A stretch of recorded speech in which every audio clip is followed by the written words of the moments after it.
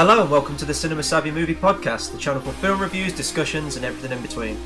I'm Chris Garner, joined with my co-host George Aldridge, and in today's show we're bringing you another one of our top 10 lists. Last week we both listed 5 films each for our top 10 original films since 2000, but this week we'll each have 10 films for our favourite films of all time. We'll also have our regular segments of film fights and our recommended movie that will be coming up towards the end of our show. But first, we have the week in movie news. So first off, we've got a couple of new trailers that were released this week.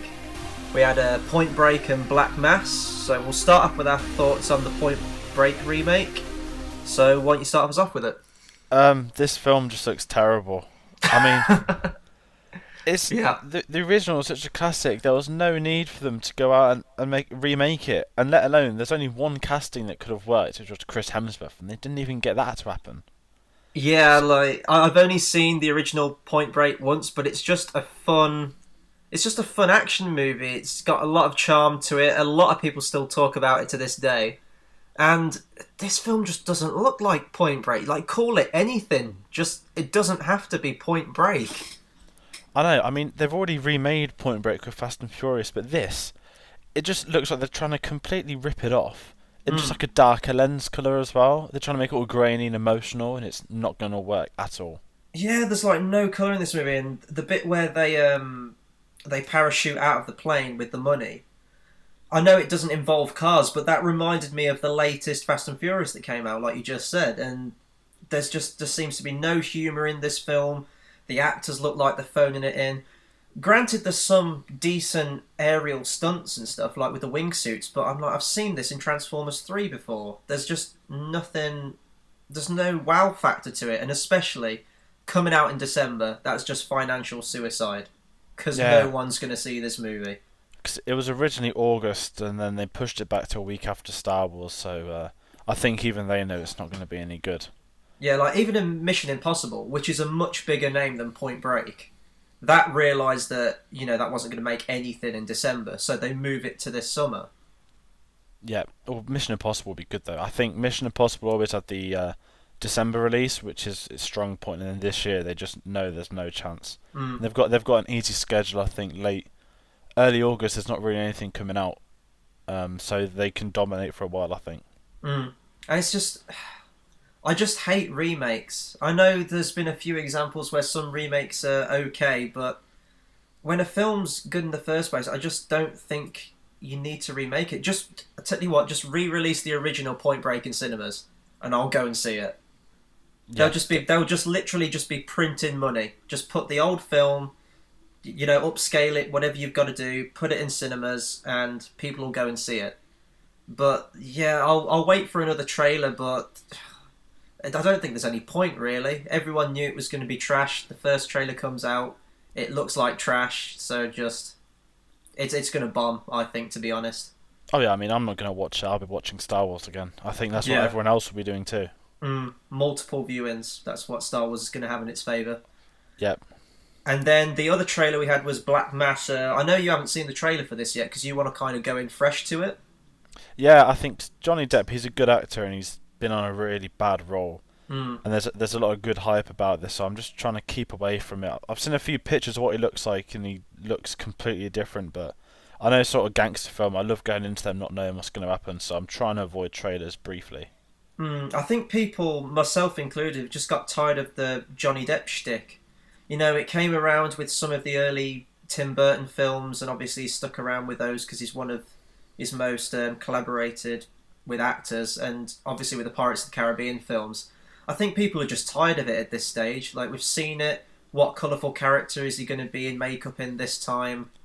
He'll do his Johnny Deppisms, and then that's it. But this one, although he's still in makeup, and the makeup in this trailer looks fantastic, you would not know it's Johnny Depp at all. But no, it looks good. It's based on a true story. Obviously, I don't know how completely accurate it is to the actual story, but I think he's going to try and make a push, if not for Oscar buzz, just to try and get his name back and his credibility.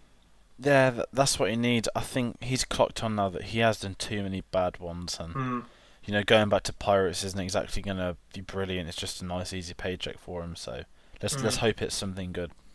But I think he does need to break away from these roles, and if he keeps coming back for Pirates, then I do think that's going to harm his career going ahead. But if he gets more projects like this, and I think this role might kind of land his name back in the public limelight a bit more. So hopefully he gets more projects like this in the future. Yep, definitely. And And then, moving on from that, we've got a few casting choices for some films coming out. hmm We've got Tilda Swinton has been cast in Doctor Strange as a character called the Ancient One. I don't know a lot about this character, however, it is apparently the mentor to Doctor Strange, but also in the comics it's a male, so it's quite interesting they've swapped it and made it a female lead. And she's also an excellent actress, so... mm. Now, usually I don't like news like this where they just take a character in the comic books and you go, you know what, we're just going to change them just to be different. But Tilda Swinton's a brilliant actress, and I think she'll fit well into the cast, with especially with Cumberbatch as the lead. So, and it depends because I know nothing really about Doctor Strange as a Marvel property or any of the supporting characters in it. So if it's quite a male dominated cast from the comic, then it makes sense to have a lead female in it as well. Yeah, exactly, and her on screen against Benedict Cumberbatch as well, that's going to be brilliant, I Mm. think. Oh, But definitely. it's a step in the right stone. I mean, Marvel, they don't do a lot wrong, especially casting wise. So I think this is definitely one of the ones to look out for next year. Mm. And DC need to hurry up and get their actors in place because Marvel is just snapping up this talent. Well, this is it. The second casting news is Chris Pine has been cast in Wonder Woman. Yep. I don't know the name of the character he's playing. I don't know if it's been revealed yet, but they've all said it's going to be the love interest for her. I believe they did say the character's name, but again, I know nothing about the greater history of the Wonder Woman character. I think he's the longest running sort of male love interest of Oh, Wonder okay. Woman. So again, it makes sense, and Chris Pine's a great actor. I just hope the film isn't. It seems like every superhero film now needs a love interest or a love triangle or something going on in it. Yeah, I mean, I think he'll do the job alright. He's an alright actor, and it's the kind of the first Chris that's not been put in a Marvel film, which is going to Mm. be interesting because he kind of has the Marvel look, if you know what I mean. Yeah, no, I get that. Yeah, it'll be interesting to see how it turns out, but to me, it's just a question of tone, like what DC's doing at the minute. And we've said this in a few other reviews before, but really, Batman v Superman will be the decider as to whether these films are going to be successful. Yeah, I could easily see if it won't flop, but if it were to flop, I could easily see them say, oh, "Okay, we're not going to take a risk with that or that or that. We're going to revert to basic stuff people like." So it's next year's, I think, DC's most important year for their like film universe. Mm. And I mean, I've only really seen Chris Pine in the recent Star Trek films, but I thought he was great in those. And I think he was in Horrible Bosses 2 as well, wasn't he? But yeah. Yeah, I haven't seen that, which is a shame because I like the first one, so I'll be Mm. avoiding that sequel. Yeah. I'd say the final bit of casting is not confirmed, but it's the for the Expendables 4 they're looking at casting Hulk Hogan. Oh boy. Well, you follow wrestling a lot closer than me, so are you excited for this news when you hear this? I'm not, no, because I've never been on the Hulk Hogan hype train, but I appreciate that when he was sort of big in the 80s, like everyone in the world knew who he was. Hmm. So he kind of is an expendable, like to my point of view. But the issue with him is that I don't know if he's done a lot of acting. I think he was in one of the Gremlins films, Yeah, he was a cameo in, I think, Gremlins 2 A New Batch, and I believe he cameoed in Jingle All the Way as well. but I don't see him. And they want him as a villain, which will work because his when he was a villain in wrestling, he was great. But Hmm. I And let's just be honest, you don't go and see these films for the acting. oh You god no. don't. You just go and see these films to see all of these old timers in a movie together just kicking ass. And that is why, to me, the first one was kind of it wasn't as good as I expected it to be. 2 is amazing from a really bad, so bad it's good action standpoint. Just one liners thrown left, right, and centre. Really self referential, but some good acting in it. Not good acting, sorry, good action. Expendables 3 was terrible because they made it like a teenage kind of target audience. the greater focus of it was on the new up and coming action and sports stars, and it's like, no, the concept of the Expendables is you want to see these old action stars all in a movie together. So if this is moving to the 15 certificate again, or R-rated certificate, then that's definitely the best move for it. And I think Stallone himself spoke out saying that making it more kiddie for the third one was definitely a mistake. Yeah, I think you're right. If it's like the second one, it'll be fun. I mean, they're gonna have so many little references to him on wrestling, stuff like that, and he's famous for saying like brother and his voice. So I'm kind of excited. They're just one of them films which you can just sit back and watch, and yeah, you're right. You get the one-liner jokes, and if they just make it a sort of piss take of what it is, because let's be honest, to all of them, they're probably having a good time. Oh yeah, and I mean all the villains in the previous ones have been loads of fun. You had Eric Roberts in the first one, Van Damme in the second. Mel Gibson was great in the third one. Yeah, because he'd never been a villain before as well, which was new territory to him. Yeah. So I think Hulk Hogan, he's a nail-on choice for it, and I think it'll be fun with him.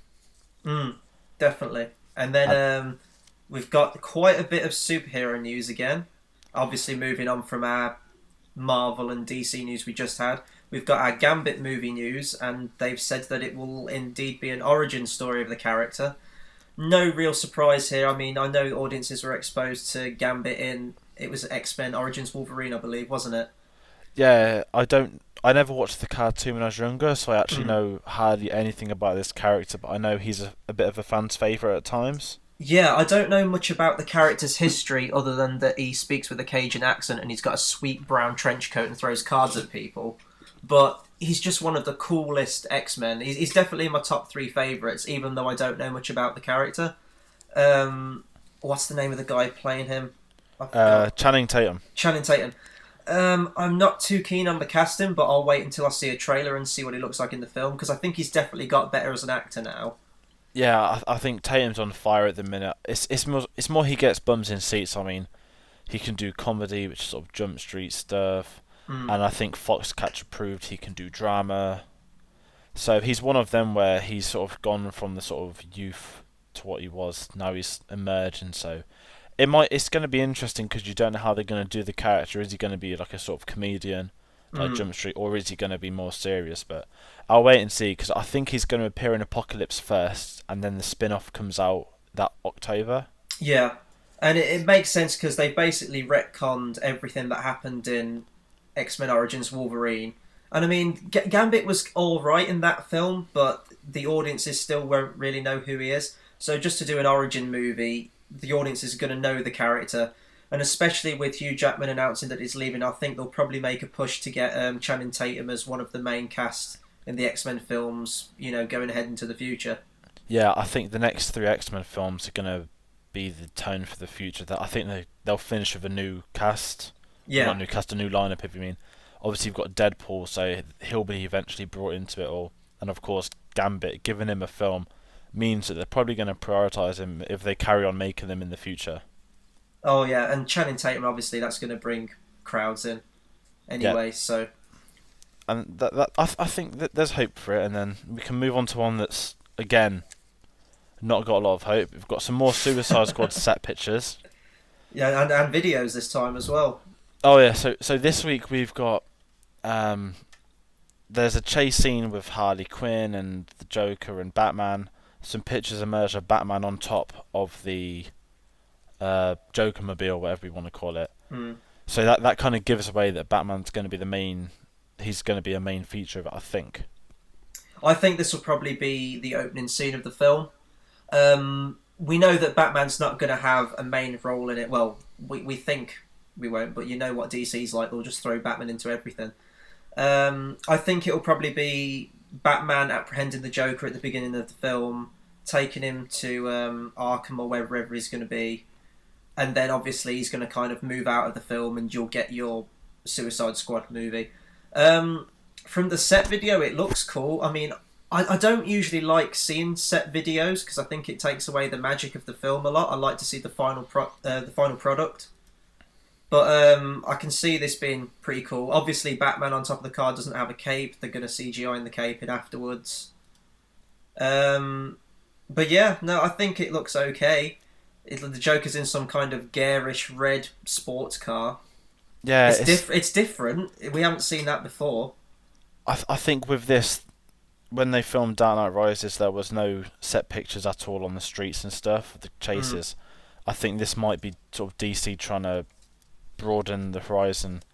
And then you've got David Ayer tweeting this morning saying, "We survived the streets, now we're going dark."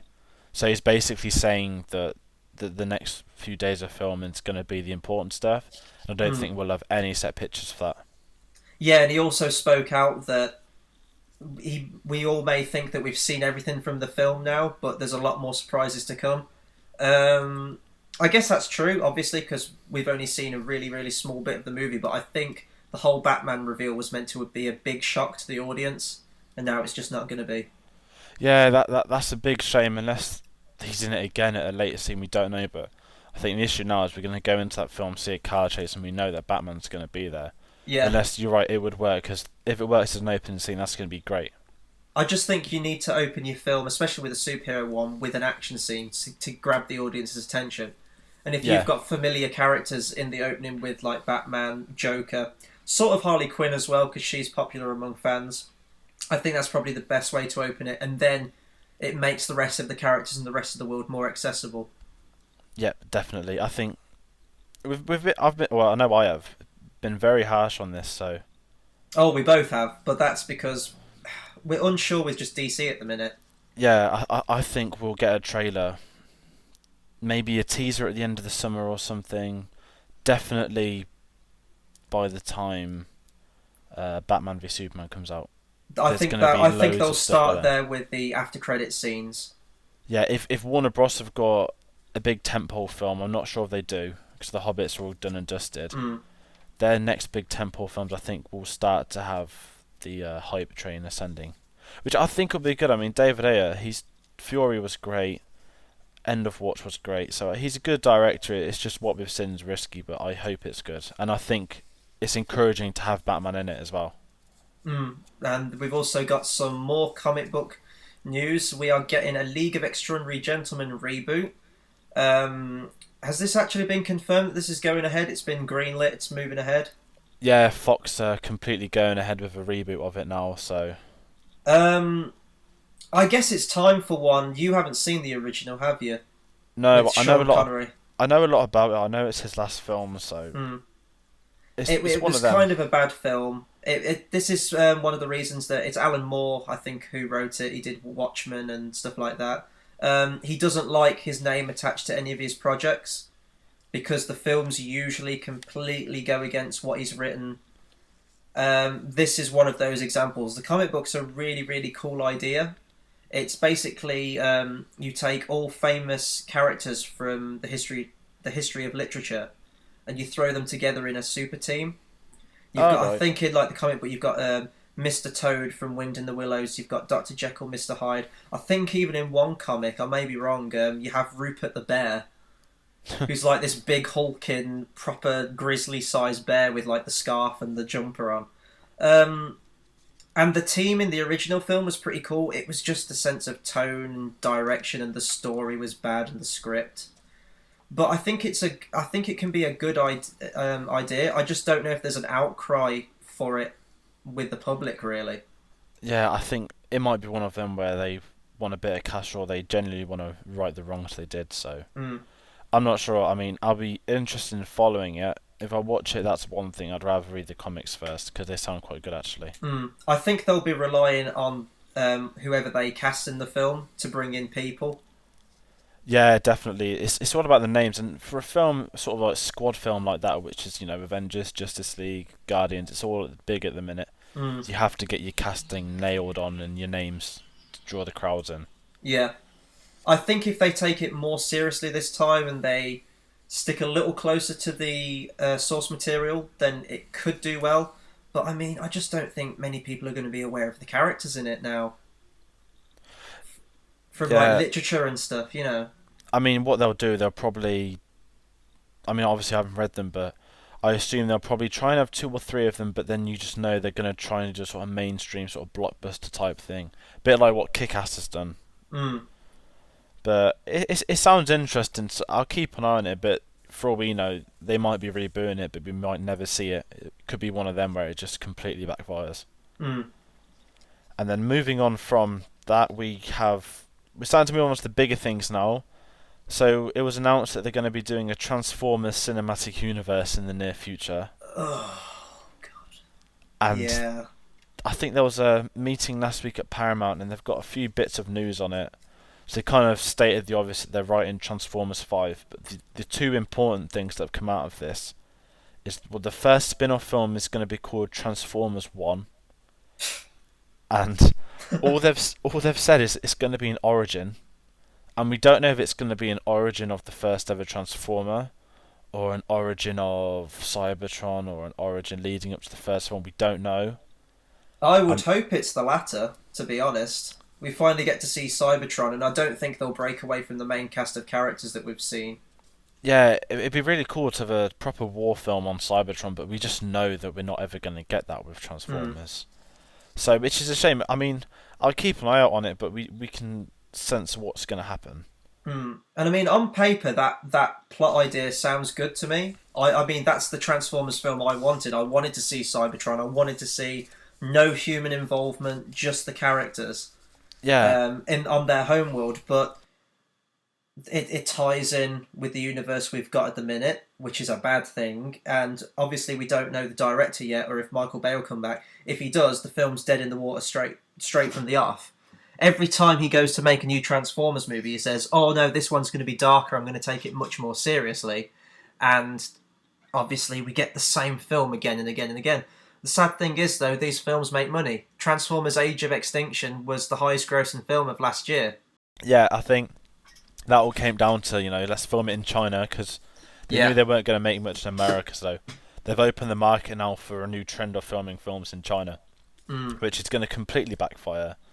And then the second one with this is the spin-off film. This is more obvious. They've just talked, it's not confirmed, but it will be a Bumblebee film, which... it's annoying because I think the guy said it. I don't know who said it, but he mentioned that because Bumblebee's quite popular with the kids. So I assume that would be probably him on Earth trying to find new owners or rubbish like that. Yeah, it's going to be like the first movie, like the first act of the first movie again. Yeah, which is a shame because I hate the character Bumblebee. There's a lot of better Transformers they could be doing, but he does make all the merchandise money for them. But Transformers is the franchise that you could argue outside DC and Marvel would be the best cinematic universe you could get. Oh, However, definitely. But because they've blown it with the first four, it's a real shame from what it should be. It needs the treatment that Batman had, where you had Batman and Robin, an 8-year gap, and then bring it back with a director who's got a proper vision for it. That's what you need with Transformers, because obviously everyone will look at Transformers and go, "Oh, it's that dumb kid show." And yeah, the show may not have aged well, but it's still got a charm to it, the original 80s cartoon. But all the characters had defined personalities. They all had histories. They all had like relationships with each other. They were like soldiers together. They were comrades in this battle. And seeing something like that done maybe with a more serious take could be really interesting. But instead we just keep getting dumb popcorn action flicks every year, and it could be so much more than that if they tried. Yeah, that's the real shame. It's just unlimited potential that's been wasted, and then because it's Paramount, they're not going to change the tone. If Michael Bay wants his Transformers film, well, actually, no, if he wants his franchise to be the way he wants it, he'll get it, because he does make the money, and that's why he's in control of it. Which is a shame. I think it's too late for it now. The Transformers at the minute should just get cancelled, but unfortunately, moving on to our next bit of news, sadly another film's been cancelled, which I know you were really excited for. I'm not too much into the Tron series, but the news is Tron 3 has been officially cancelled by Disney. Yeah, this is a massive shame for me because I really like Tron Legacy, and I understand it hasn't got a fantastic plot and there's one or two minor issues with it. But it's just this like amazing world, and I always loved it. I wanted to see more. They tease at a sequel with the post-credit scene, stuff like that. They had Cillian Murphy on board for a sequel, and then it didn't. It kind of went into development hell, and then the start of the year they came out. Garrett Hedlund, I think, who's the main character, he kind of says, "Yeah, we're filming at the end of the year. they're saying the issue was it took too long to get the script done, and Olivia Wilde confirmed she's going to be back. They'll be shooting in Toronto. Then the director, I forgot his name. He did Oblivion. I like his work. He's great at creating worlds. He's like, yes, we're definitely filming. Then this weekend it just comes out that Disney cancelled the film completely, which is a massive shame. And there are rumours suggesting it's because of Tomorrowland, because it hasn't made as much money as they wanted it to, which is a massive shame for film, because Tomorrowland it's not fantastic, but it's original and it's the films we need in production. But the fact they're now vetoing films because of that is a shame. And the way I saw it, Disney now going to stick to their guns with Pirates, Marvel, and Star Wars. Oh yeah, and it's a frustrating way that film companies look at things. They just look at paper. They just look at the numbers. They go, "Oh, no one wants to see a live action Disney film anymore." It's like, well, no, it's just that Tomorrowland was a bit rubbish. Yeah, and that's the thing. I mean, what annoys me most is, look at Tron Legacy. It was a hit. I mean, it took a December release. I think it made over 400 mil and had a 170 mil budget, which is still a lot, but it was a good it made hit. a healthy profit. Yeah, And it's a sequel to a 30-year-old film, which was even more impressive. So it's a real shame that it's been, kicked off because of that. And I hope that the director, Kaczynski, his name is, I hope he gets another project, because, I mean, you had Daft Punk doing the soundtrack. It was a fun film, and its set pieces were just like amazing to watch. And it's one of the few films where I kind of preferred the sequel. I mean, there's a lot of fans of the original Tron, which was still upset that the third one's been cancelled. But it's one of them. It might come back in 5-10 years. We never know. I think it will, and definitely. Well, I've never seen either of the two Tron films. I caught the last 20 minutes of Tron Legacy, but just the look of the world is great, and I think there's definitely an audience for it still. How many years ago was it since Tron Legacy came out? It's been a few. It's been 5-6 years. I think they should still do it, and I just think it's a pretty selfish way of filmmaking that Disney are looking at. I know they're a business, but you can't just say, "Oh, we're never going to do a live action movie based on the." I won't even say failure. It's just mild success of one movie. Because I think Tomorrowland's still going to make its money back, but it just wasn't the hit they were hoping for. Yeah, and there's a lot to say if that released at the wrong time of the year. Tron's a film. If that came out in summer, it wouldn't make any money. But they put it at Christmas, it made money.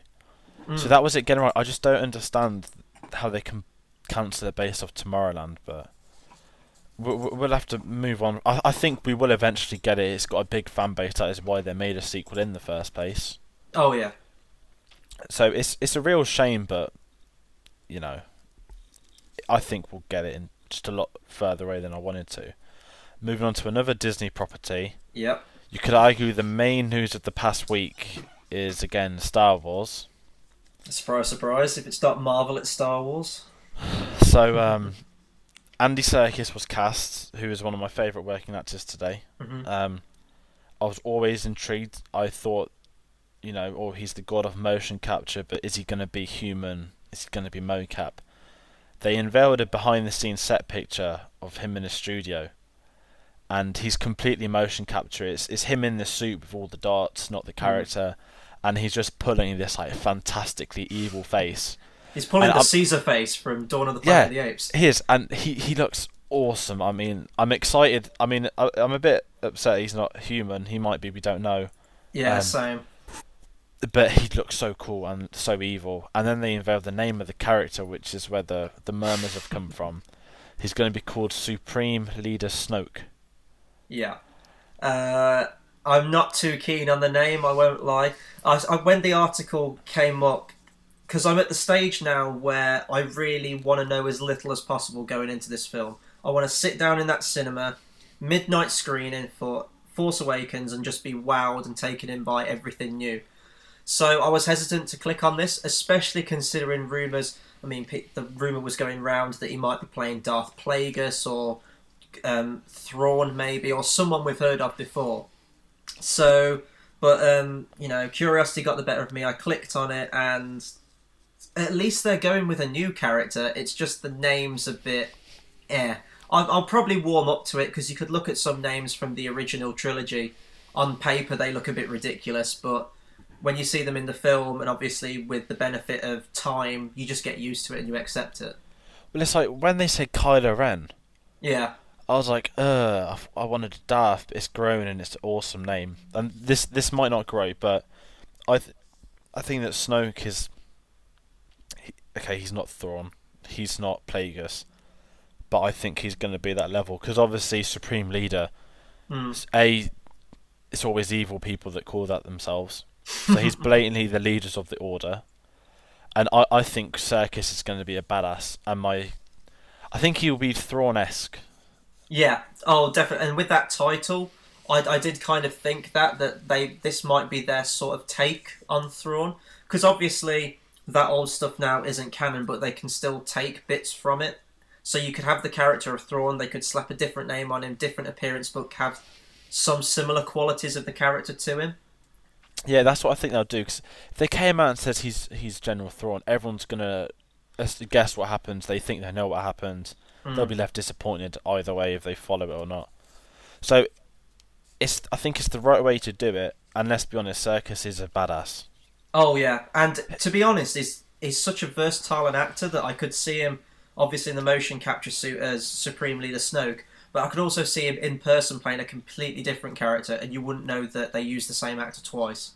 Yeah, I mean he could be anything. Like you never really think of him as the chef from King Kong, do you? Yeah, yeah. And one minute he's that, the next he's Kong, and then the next he's the sort of comedian from Burke and Hare.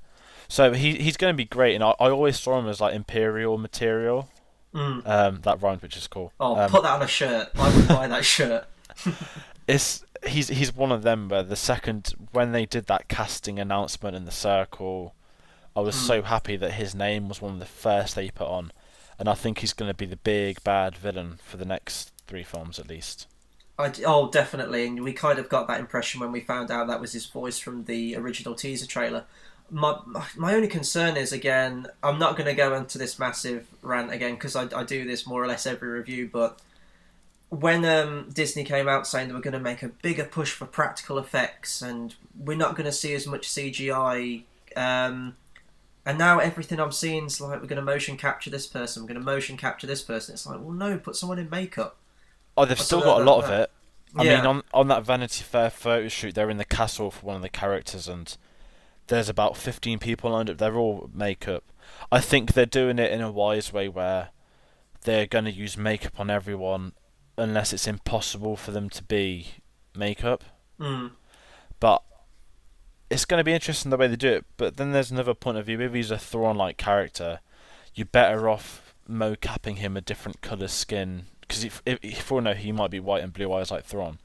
But you'll get a better performance out of him using motion capture rather than a thick load of makeup. Not saying And you made the argument, sorry, with Dawn of the Planet of the Apes, that look at the special effects in that, look at the motion capture in that, and how well that's blended with reality. So Yeah. if it's like that, then yeah, it'll work great. I think it's going to be a lot like that because it means you can do it in different environments. Yeah. And then speaking of makeup, the final bit of news is it's a bit of a sad one. The legendary makeup artist Rick Baker has announced his retirement this week. Mm. He had a whole feature in the Empire magazine for it. And he's the legend. He did the cantina scene in Star Wars. He's did Men in Black, American Werewolf in London, Wolfman. He's done so many films, and he's one of the pioneers of makeup effects. I mean, I hadn't heard this news. You told me just before we started recording. I checked out some of his history of work, and he has done a whole lot of stuff. And it's definitely sad to see this talent just. Well, he's retiring, isn't he? Is it because of the state of movies, or has he given a reason why he's leaving? Yeah, he's kind of said something. I don't know the full quote, but it's more or less along the lines of some companies want it cheap and CGI rather than put effort into it. So I think that's kind of dawned on him, but I think he's at the right age for retirement. I mean, he's done so much for cinema. Oh yeah, and it is kind of a sad way to see the way that movies are going, and if that is the case, but I do still think there's always an outcry for makeup, regardless of if it's moving more digital or not. But it's his decision, and obviously he shouldn't be ashamed for retiring because you just look at his history of work. No, and I think he's done so much, and I completely agree with him. You'll have some films, the prequels are a great example, Mm. where they could have had makeup characters, but they went for CGI. And I think, again, we talk about the new Star Wars, I think Star Wars is going to get the right direction where they're going to do makeup until they can't. Mm. Which is the right, I think that's the right way of doing it. He also worked on the Planet of the Apes, the '01 version, and the Grinch, so that that's like two massive films. But it's sad to see him go. But he's had a great legacy. Oh yeah, and well, hopefully, if Star Wars brings more focus back onto practical effects, we'll have someone to take his role, and someone else can do as great work as he did. Yep, definitely. And I think that's it from this week's news. Yeah, quite a lot we got through today. Yeah, there's a lot, but there's a lot of sort of minor ones, but the main ones have been covered, which is the important bit. Right now, we're going to move into the main part of our show. We're going to give you our top 10 favourite films of all time list. Obviously, I said this in the intro, but last week we did a top 10 where we picked 5 each. This week we're going to have 10 each, so we'll have 20 films in total. We're not going to do a review for this week. We're just going to solely focus on our films. It might give you, the listener, a chance to kind of get to know us and our movie history more, what kind of stuff we're into. Comment below, let us know your top 10 favourites. So why don't we get into our top 10? And another point to add on to this is it's not our top 10 best films. This isn't going to be a list full of Birdmans and, your Oscar baits, 12 Oscars each, all that sort of stuff. This is our top 10 films, what we enjoy. Okay, there might be a film that's won many Oscars, but this is our opinions as well, and I think as fans of the film you have to respect other people's opinions, especially when it comes down to stuff like this. Okay, well I'll take it first then with my number 10. First off though, I do want to say how difficult it was to get 10 films on a list. When I did my original list, it must have been like 30 or more films that I had to cut down, and then you had the trouble of rearranging them all to get them in a best to worst. And really there's no best to worst on this list because each of these films are great, but my top 3 definitely are the ones I enjoy watching a little bit more. Yeah, I think with mine it's similar. It's so hard to get it right because you look at hundreds of films you've seen, you keep narrowing it down and down and down, like, oh, do I want that? No, I can't. This should be there. Then you put it together, you're like, oh shit, I've got to change another thing. Yeah. And then it gets it down where I've got a top 10, but I know for a fact that my top 6 are well above everything else below it, and I know my top 2 are well above the anything. 3 to 6. Yeah. Yeah, same. And with a top 10 list as well, it's so easy for it to just be ever changing. Maybe not the top 5 or top 6 or whatever you just said, but the constantly rearranging, and I'll add new films in, take films out, put films back in. But I think I'm happy with my top 10. Are you happy with your one that you've got? Yeah, same. And for obvious reasons, we choose one film from a franchise to represent the franchise, unless you're single-handedly picking that. So, example, I don't know if anyone's got it, but if it was Harry Potter, I'd pick Prisoner of Azkaban. That might mean the whole Harry Potter franchise. Yeah, I mean, if you picked that, you would be putting 8 films of your top 10 would just be Harry Potter. Exactly, so it makes it easier and a lot funner as well, just to stop clogging up with the same stuff, because I'd have 9 films off 2 franchises. Okay, so should we get into it? Yeah. I'll kick off first. Okay, my number 10 place is The Green Mile. You think if a man sincerely repents on what he done wrong, that he might get to go back to the time that was happiest for him and live there forever? Would that be what heaven's like? Which is a Frank Darabont film. It's based on a novel by Stephen King. It's one of the 2 Frank Darabont films in my list, so there's probably a spoiler alert for one that's to come. Tom Hanks stars. It's set on death row in America with the electric chair. It's definitely Michael Clarke Duncan's best performance. He was a fantastic actor. And they get this convict in who's a child killer, and I think they say like child rapist. But he's falsely accused, but he has to be killed at the end anyway. And you find out along the way that he's got strange healing powers. It gets very kind of sci-fi and weird towards the middle of the film, but it's got the entire cast of this film, absolutely stellar performances. And if you don't cry or feel anything at the end of this movie, you have no soul, because this is definitely one of the top 5 tearjerkers I've ever seen. I've never seen this film, but I've heard a lot, and I've seen that final scene because I think most people have. But I think I've got it. It's one of them I need to watch. But It's a long film. It's above 3 hours, and I was watching the behind the scenes of it, and when they do the cast readings and they all sit in a circle and just go through the entire script, they said they could have just put the cameras on them there and recorded it, because all of the actors had their characters down. They all understood it and what they needed to put into the role and their interactions with everyone. And that, out of any film, that would have been a cast read I would have just loved to have seen. But definitely check it out. If you're a Tom Hanks fan, this is by far, in my opinion, his best film. And it won some awards. Michael Clarke Duncan won for Best Supporting Actor. It won Best Picture, Best Sound, and Best Adapted Screenplay. And Frank Darabont hasn't really directed many films. I think he's moved more into TV now. I think he started off Walking Dead, but then I think he left after Series 1. But yeah, definitely one to watch. It's a very emotional film and just a great, great adaptation. okay, it sounds good.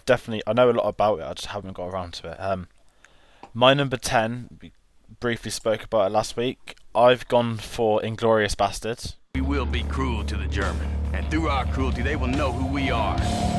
They will find the evidence of our cruelty in the disemboweled, dismembered, and disfigured bodies of their brothers we leave behind us. I'm a big Tarantino fan, however, this is the only one that makes my list. And I just love this. I think with me, I love a history film. And I remember watching this for the first time. You're introduced to the Jew Hunter, which is fantastically played by Christoph Waltz. Luckily, it introduced us to him. Oh, And you've just got...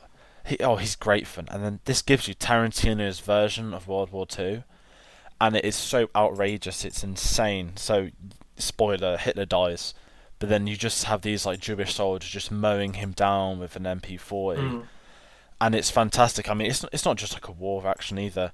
There are some incredibly tense moments, especially the opening scene where they're hiding Jews underneath the floorboards. Oh yeah. And then the Jew hunter, he knows they're there and he's just worming his way into it. And it's fantastic. I mean, Tarantino, his speciality for me is his writing. Because he can take a very boring moment that we might not want to see necessarily, and he just makes it 10 times better than what it should be. And he does it in everything, and I think Inglourious Basterds is one of them. So you get the bar scene, which is, some soldiers celebrating the birth of a son. Did we need to know that? No. But what it does, it automatically adds this level of tension you have. So he's great. He's the mastermind and then he'll just go around. He'll kill some people. He doesn't care. It's one of them. It's so fun to watch, and it's granted it's a bit long. It won a few Oscars as it would do, but it's a fantastic film. It's my favourite of all the Tarantino's. I know everyone loves Pulp Fiction and Reservoir Dogs. They're really high up on my list. However, they were both in the sort of 10 to 20 zone, which is a massive shame. But I think this is the one.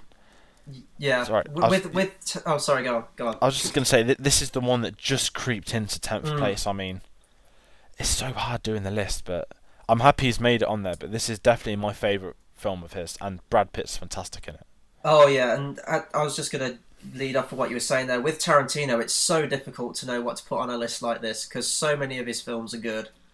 I know a lot of people actually with this film are they were confused with the end product that they got, because from the trailers it makes it look like that Brad Pitt and the Bastards are the main characters of this film, and really they're not. They're kind of supporting characters. No, and that's what he does though. He's the mastermind at doing it. I actually think the main character is Colonel Hans Landa, who is the Jew hunter.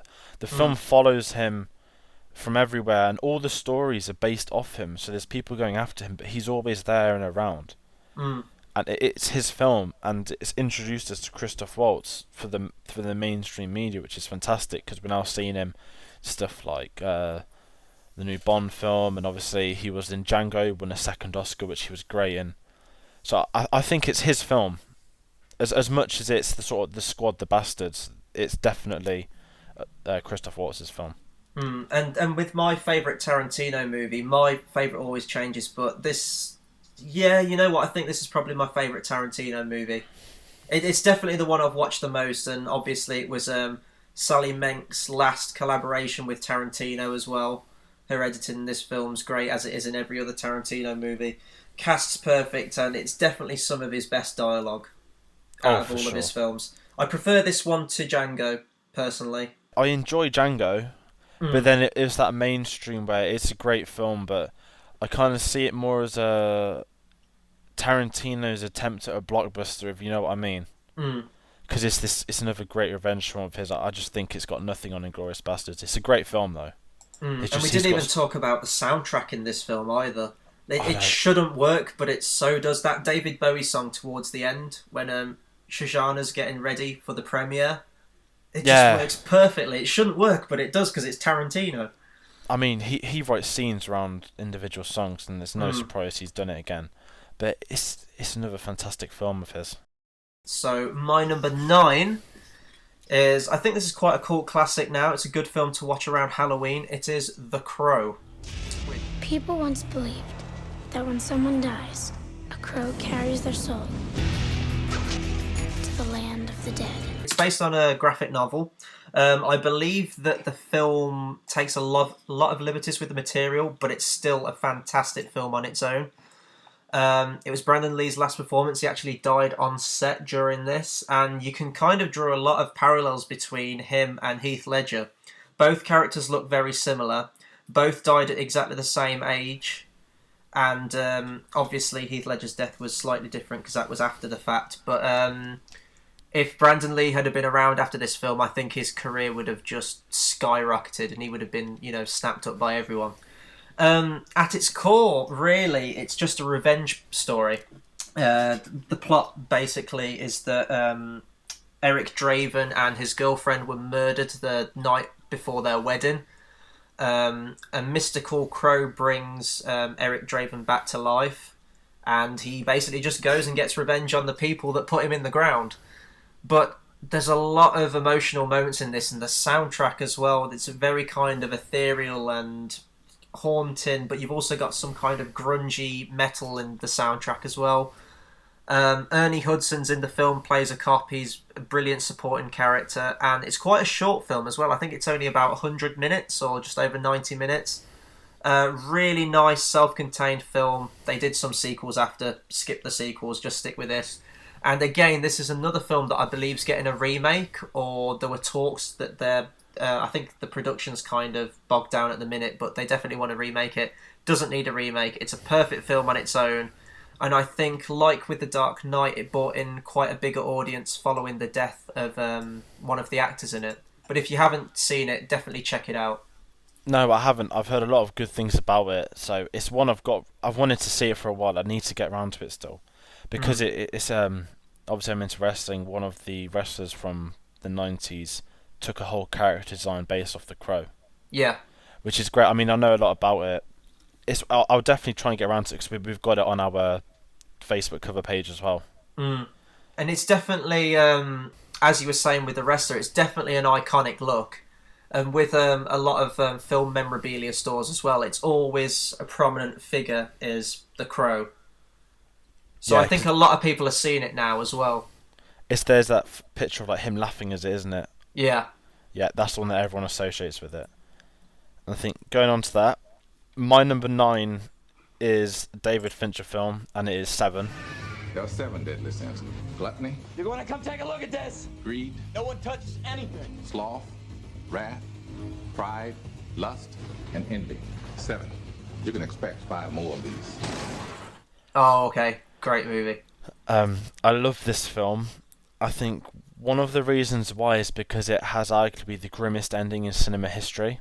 Oh, yeah.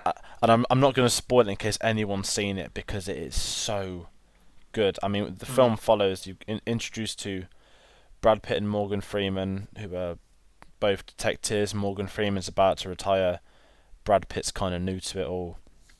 And they're following this murder. It's quite extreme. And they click on this, the 7 deadly sins.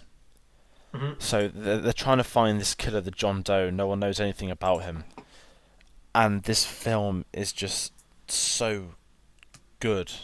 I mean, it's very rare to have a police film with a nasty ending, let alone this. It's hard to explain without it, but I love this because it takes apart the whole of the stereotypes of these cop films. You have these horrible, disgusting murders. I mean, normally you'd have someone shot, and in this you've got a guy that's sort of strapped in a chair and he has to eat himself to death, and it's part of greed. That's one of the sins. And then it worms its way into it, and then we get introduced to Kevin Spacey. I think this was his second film after Usual Suspects. And then what they did with this, they had to keep it so quiet. There's this opening credits scene, and Finch is famous for these. It's sort of like this horrible, grungy music and look. They keep Kevin Spacey off everything to reveal him at the end. That was brilliant, because you wouldn't get that in a film nowadays. No, which is a shame, because when I first saw it, I only saw it about a year or two ago, he was on the Blu-ray cover. Oh, really? It's a massive letdown. Yeah, obviously, if in the 90s, that would have been a massive deal to have had it kept that quiet. And I think he wasn't nominated for an Oscar for this, but it was nominated for Best Editing, because it's a fantastic film, and the villain is very rare. We talk about The Empire Strikes Back, films like The Dark Knight where the villain wins. In this film, the villain doesn't just win, he steals the whole film. And I can't speak a lot about it because it'll end up spoiling it, but it's one of the best cop films of all time. And with Fincher, he's got such a good catalogue of films. I think this is one I enjoy most, but I think that's for the wrong reasons. But it's definitely one worth watching because it just takes apart everything you expect from a detective film. I mean, the ending's so grim that the studio, I think it was New Line Cinema, they tried to intervene, trying to change the ending because of how nasty it finishes, but they says no, it has to end this way or the film doesn't work, which is perfect because his first film, Alien 3, was ruined by the upstairs boards. Yeah, so it's one worth watching, and it's definitely, if you want something different, it's one to go for. I will say that Brad Pitt's acting does get kind of funny towards the end, unintentionally so, but especially in the main pivotal scene at the end when he has a kind of outburst. But there's one scene in particular in this film that I remember when I was really young. There was a top 100 scariest moments on TV. I probably shouldn't have been watching it, but I was, because I watched anything back then. And there was a scene from this film that kind of bored its way into my brain, and it stayed there, and it traumatized me forever. And then when I found out this movie, I knew what the scene was from. It's the sloth scene, where I'm not going to go into too much detail, but a guy has been strapped to a bed for, I think it's a year, and he's just been left there. And something happens towards the end of that scene, and there's some reason that image has just stayed with me forever, and it's definitely a grim film. Don't come out expecting to be all happy and lovey-dovey at the end, because no, this is a bleak, depressing, violent, manic film. This is like the darkest of the dark you can get. I mean, that sloth scene, I remember seeing that. There was a big screen in my film set. I'd already seen the film, but I remember waiting for it to come. There are people who hadn't seen it. When it happens, just people just shut themselves and like screamed. It's a great moment, and it epitomises the film because it's dark from the first scene. I mean, it sounds stupid. You can kind of smell how bad it is when you're introduced. You go into these rooms and you can kind of get a taste of what it's actually like, and it's just horrifically good at that. And I think this gave us the proper introduction to Fincher, who is one of my favourite directors. And you can see a lot of films that were inspired by this. Probably the most prominent one is Saw. Oh, yeah, for sure. And you get a lot of copycats that come out after it, but I still really like Saw, but Seven, wow. And Seven's just on an entirely different level. That's partly down to the direction as well. Number 8 for you? Okay, a lot of people might be shocked that this is so low down on the list, but when I was thinking about the order, I think I'm happy with this. Number 8 is the Back to the Future trilogy. You built a time machine? What of a DeLorean? Hey, fly! Hello! Hey, Scott!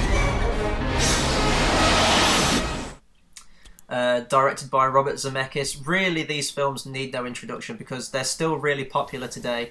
if there's any film that should never be remade, it's Back to the Future. Obviously, you've got Michael J. Fox, Christopher Lloyd as your main two. I don't even think I need to break down the story, really, because it's just... I think everyone's seen this movie. I know that you're not too into these films, I don't think. Or I think you like them, but not as much as anyone else. Really, if you're going to look at... If you're looking into a screenwriting class, a lot of people use this as an example of the film that's perfectly written. Everything that's brought up in the script is paid off at the end. Really nice self-contained film. It's kind of like Star Wars in this instance, where you can look at the first one as just its own thing, but then obviously you can carry it on to the second and third. And 2 and 3 aren't as good as the first, but if you watch them as a whole, you can still appreciate them. Brilliant music from Alan Silvestri. The chemistry between Michael J. Fox, Christopher Lloyd are phenomenal. And then obviously you've got great performances from Crispin Glover in the first movie. Again, I could have just put the first movie on this list, but really... you appreciate it more, I think, if you watch it as a whole. Yeah, I mean, I like the Back to the Future films. They're not my favourites, I think that's because I saw them very late on. I was probably about 13, 14, but I really enjoy them, and they make a lot of top 10 lists, so I'm not surprised, but there's definitely some great moments in all of them. I think my favourite's the second one as well, for sure. Oh, I think my favourite's probably the first one, but I do love the Western setting of the third one. I'm a big sucker for Western films. But, God, these films are just comedically brilliant. And as we've said this before, but Steven Spielberg had some involvement with the first one. I think he produced it, and you can definitely see his mark all over the first film, at least. Oh yeah, there'll be people that don't know film that probably think they're Spielberg films. But I think with these, they're just classics. They shouldn't be touched. You're right, they shouldn't ever reboot them. And I didn't see these films, I don't think, actually, until I was in sixth form. So I saw these really, really late. It was just one of those series of films I just never got round to in my youth, and, you know, life gets in the way, so you just never watch it. But the music as well, I've talked about Alan Silvestri, but Huey Lewis and the News with The Power of Love, fantastic songs for your first movie. And I think they do still stand the test of time as films. I've seen a lot of people love them. I don't want a remake. And also, 2015, this is the year of hoverboards. I demand a hoverboard this year. It's not too late. They're giving us the shoes, which is the first step. Yeah, I've got to get some of those. What's the best thing I've seen on the internet was, so they go, this is like Jaws 19 in 3D. There's a meme, it's like then, and then someone put now, it's actually Star Wars 7 with another TIE fighter, which was kind of funny. Yeah. But I think we've seen them both late, and I think in a way it's because they haven't rebooted or remade them, stuff like that. There's a lot of people that haven't seen these films because they aren't current, which is to its advantage, really. It's definitely a product of the time, but I think the message in them is everlasting in them, really. Yeah, and I think we get to appreciate them as good films, don't we? Which is another great thing about watching films later on in life. Yeah, and also, just quickly before you move on to your next one, this is one of my favourite film posters of all time. Drew Struzan is a great artist, and I really miss these kind of posters. The artist rendering of the characters and the scenes. I'd love to see, hopefully with Star Wars Episode 7, we get a similar looking one. Oh, I'll definitely want a classic Star Wars poster. I think, moving on, so number 8, I've said for ages whenever we've spoke about doing this podcast is, number 8's controversial. I think the film's too new. So I changed it around, and then the number 8 I've gone for is actually very new. However, this is the first film of a franchise I've gone for. Okay. So it's a franchise, but it's my favourite film out of the lot. Yeah. And I've gone for Dawn of the Planet of the Apes.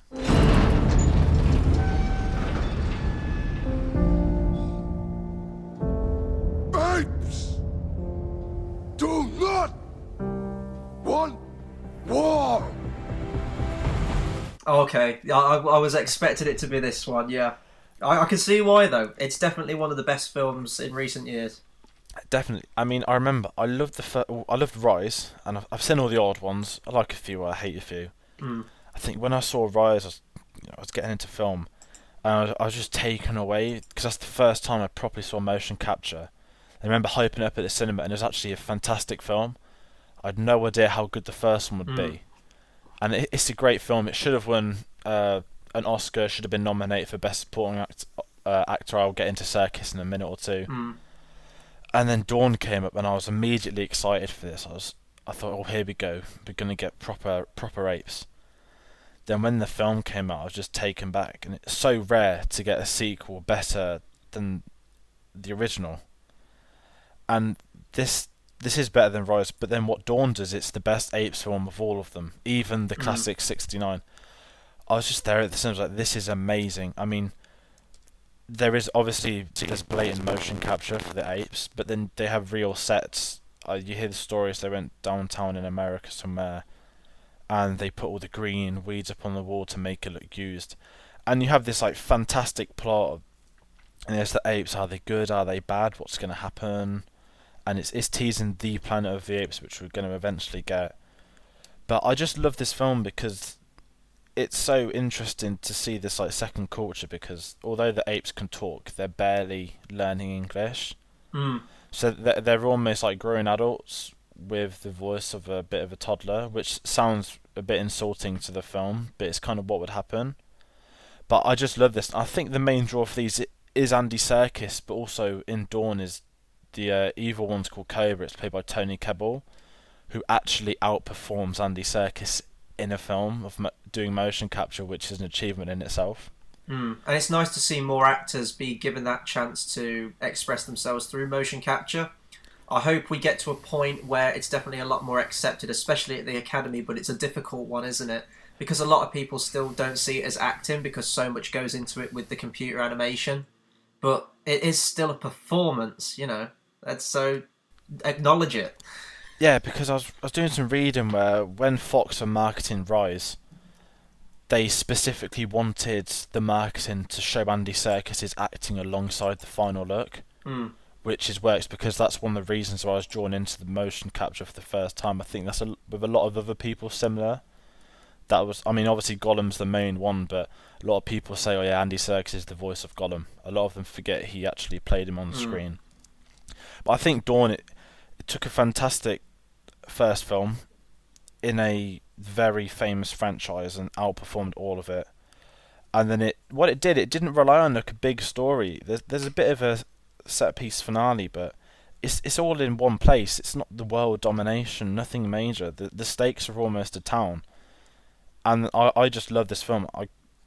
It's definitely one of my favourites, and I know it's very new. It's only a year old, almost.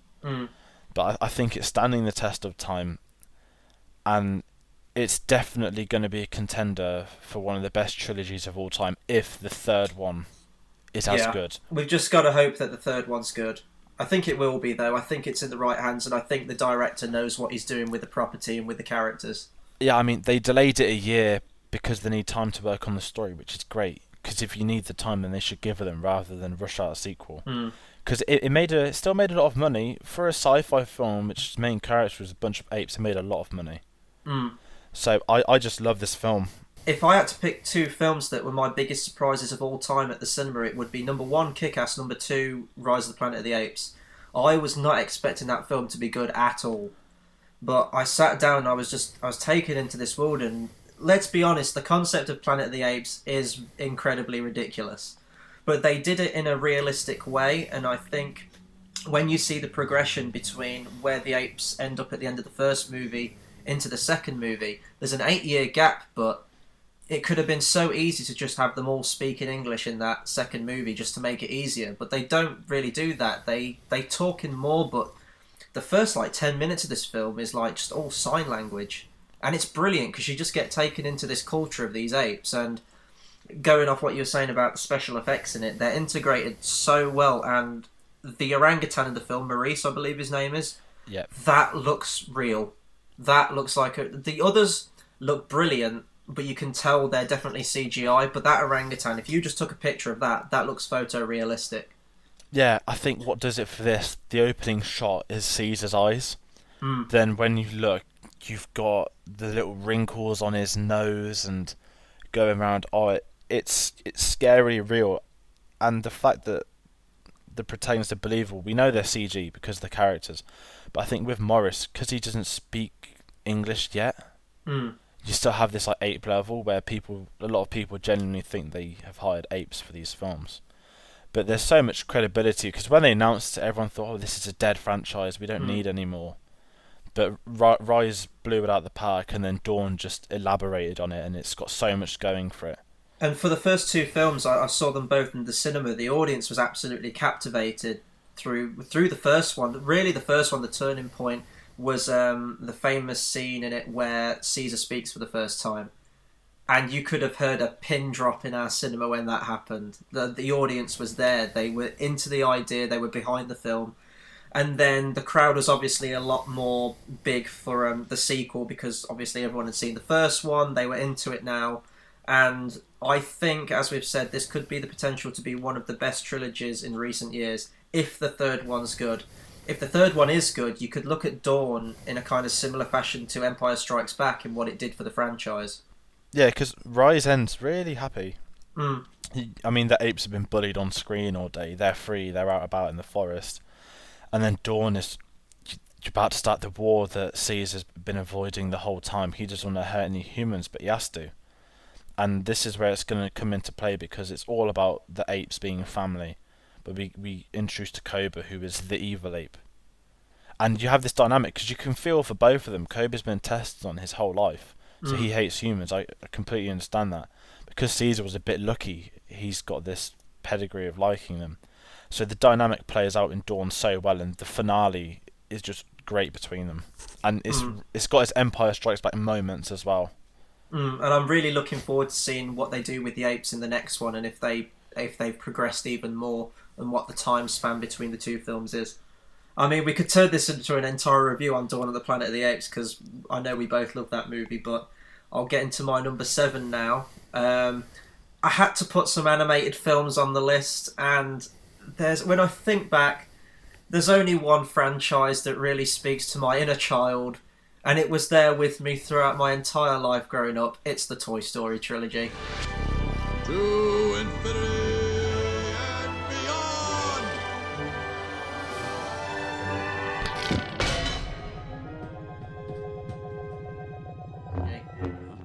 I had to.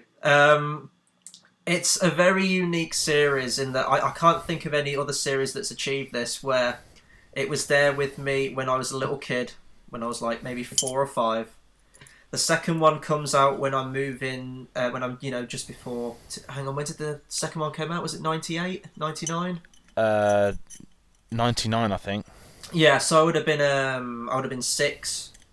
And then the third one hits at just the sweet spot that it could have done, where I was just about to go to uni, just like Andy in the film. I think everyone who watches that film can see themselves as Andy. And I don't even need to go into the cast of characters. Woody and Buzz, Tom Hanks, Tim Allen, they were my childhood. Everyone had the Woody and Buzz dolls growing up. Everyone probably wrote their name on the shoe like I did. And I remember seeing Toy Story 3. 2010, I had a double cinema day. I went to see Toy Story 3, followed straight after by Inception. That was a great day at the cinema. But 3, I knew I was going to be emotional. I didn't realise how emotional I'd be. The third film kicks off with an opening sequence that mirrors the opening to the first film. And with 3, it could have been so easily just a love letter to the first one that it wasn't a film on its own, but it paid homage to the 2 other films that came before, but was also its own film and moved the franchise forward and gave it a satisfying ending. Yes, I say ending. I know they're bringing out a Toy Story 4. I'm half tempted to not even see it, because to me this is, without doubt, one of the most perfect ending to a trilogy you will ever find. Now, I think overall my favourite is still Toy Story 1, just because obviously that's what got me into it. That will always hold a special place in my heart. But 3, I was an emotional wreck coming out of this film. Like, all my friends came out and was like, "Oh, that film was great, what did you think of it?" I fought back tears, but if I opened my mouth I would have had the wavering voice. I would have probably gone. But yeah, Toy Story, Pixar's best series without a doubt, and I really don't want them to do a Toy Story 4, but it is what it is. Toy Story, everyone's probably seen it. If you haven't, go and see it immediately. I don't really know what to say. I love these films. That's the most I can say about at this time. Yeah. hint of what's to come. Oh, okay. But yeah, I mean, I'll talk about it later on. But oh god, I love these films so much. Yeah. I'll go for mine. Number 7. I've gone for a film, so I'm massively into my comics, all that sort of stuff. And I remember seeing this film, and I was like, "What the hell is this? This is fucking insane." And I've gone for Kick-Ass. How come nobody's ever tried to be a superhero? Dude, if anybody did it in real life, they get their ass kicked. They'd be dead in like a day. Oh, okay. Yeah, I was tempted to put that in my top 10 as well. And what you get, so you see, you're like, oh, is this a parody of a superhero film? Because, you know, it's taking the piss. They're at a comic book shop. They're all geeks. And then the guy turns into Kick-Ass. He's like, well, no one's been a hero. Why can't we do it? It happens on TV. And he gets battered. but then he gets put all these like metal implants on him, so he's toughed up, so he becomes Kick-Ass. And he's this kind of useless sort of like geeky teenager that's just wants to fight crime, trying to do a difference, and then it's completely failing. So he's sort of trying to save cats and stuff. And then you get your parody there. Then it takes you into the serious dramatic film where you're introduced to Big Daddy, which is Nicolas Cage's best ever performance. Oh, without a doubt. Yeah. And his daughter, Hit Girl. And then you get this scene where they're just killing these drug dealers and they're just like obliterating them. I mean, Chloe Grace Moretz was about, I think she was 11 when she was filming. She's, you know, dropping the C word, all that. But then this film was so fun. But then it's got some of the best action like scenes I've seen in a long time. I mean, especially one of the final fights. It's just incredible. But it's because I'm so into the comics. It's so relatable. Because before, when I was younger, I think, well, why hasn't anyone been a superhero before? And then Kick-Ass kind of takes that concept and embodies it further, where they're introduced to this real like group of gangs, and they go around killing someone that's dressed up as Kick-Ass, and they're like, why the hell would you dress up as him? But that's like our modern geek culture. So it's this film, it's completely rated R, you've got blood, it's what a superhero film would be. But then it's a complete piss take of itself, taken seriously. And it epitomises Mark Miller, who is one of my favourite writers. And he's got his own, he did Kingsman, Kick-Ass, Wanted. And it's hard to describe it because you just have this like piss take film that's amazing. And it's so fun, and it's genuinely really well made. Matthew Vaughn directs, and he's definitely one of the best working directors. He's got his unique style of action. You just get the characters, the world. You kind of want to go there, see what Kick-Ass is like. There's so many film references. You're introduced to... Everyone knows McLovin from Superbad. He's a villain. Called himself Red Mist. Yep. So you have these levels where it is essentially like a sort of cult film. That's what it's turned into for sort of like superhero fans. And it's definitely the best one I've ever seen. And I can't describe it more. It's so realistically violent. It's what would happen. And the performances are just outstanding by all of them. And they're all moving on to bigger and better things as well, which is great. Because it's kickstarted Aaron Taylor-Johnson's career and also Chloe Grace Moretz. But it's just a classic, and unfortunately there was this terrible sequel to it. I didn't think the sequel was entirely terrible. It's nowhere near as good as the first, but I think it's alright. No, I saw this. I liked it, but what they did, because I've read the graphic novels, the second one's so dark and depressing. They kind of lightened it up a bit, and they were. I think you need to with some of the material in that second one. Oh yeah, definitely, but some of it just felt a bit over the top. And then I really enjoyed it, but I think it's so hard for them to do it because these actors are growing up. And you can't replicate Matthew Vaughn's style. No, because he's just one unto himself. I mean, I'm being honest. The second one's all right. It's just the first one was so good, and it's so current to like modern affairs because it's always superhero films, stuff like that. It was just like a breath of fresh air. I don't really know what else to add to that. I kind of covered this when we was talking about Dawn of the Planet of the Apes, but this was the biggest surprise I've ever had for a cinema going experience. I remember seeing the trailer, and really the best way you can describe it was Superbad with superheroes. And the trailers, the humour looked crap. I really wasn't into it. I didn't really know of Matthew Vaughn back then. I think this was kind of my first film into his line of work. Yeah, but I think we just went to the cinema on a whim, just because this was the only thing that was playing. And from the opening scene, I was completely just taken in and captivated with this film. The performances are fantastic. I'd seen Chloe Grace Moretz before. I think she was in one episode of My Name is Earl, which was a show I used to love. Yeah, and I think this is the best thing that Aaron Johnson's done, because since then he's done Godzilla, he's played Quicksilver in Avengers.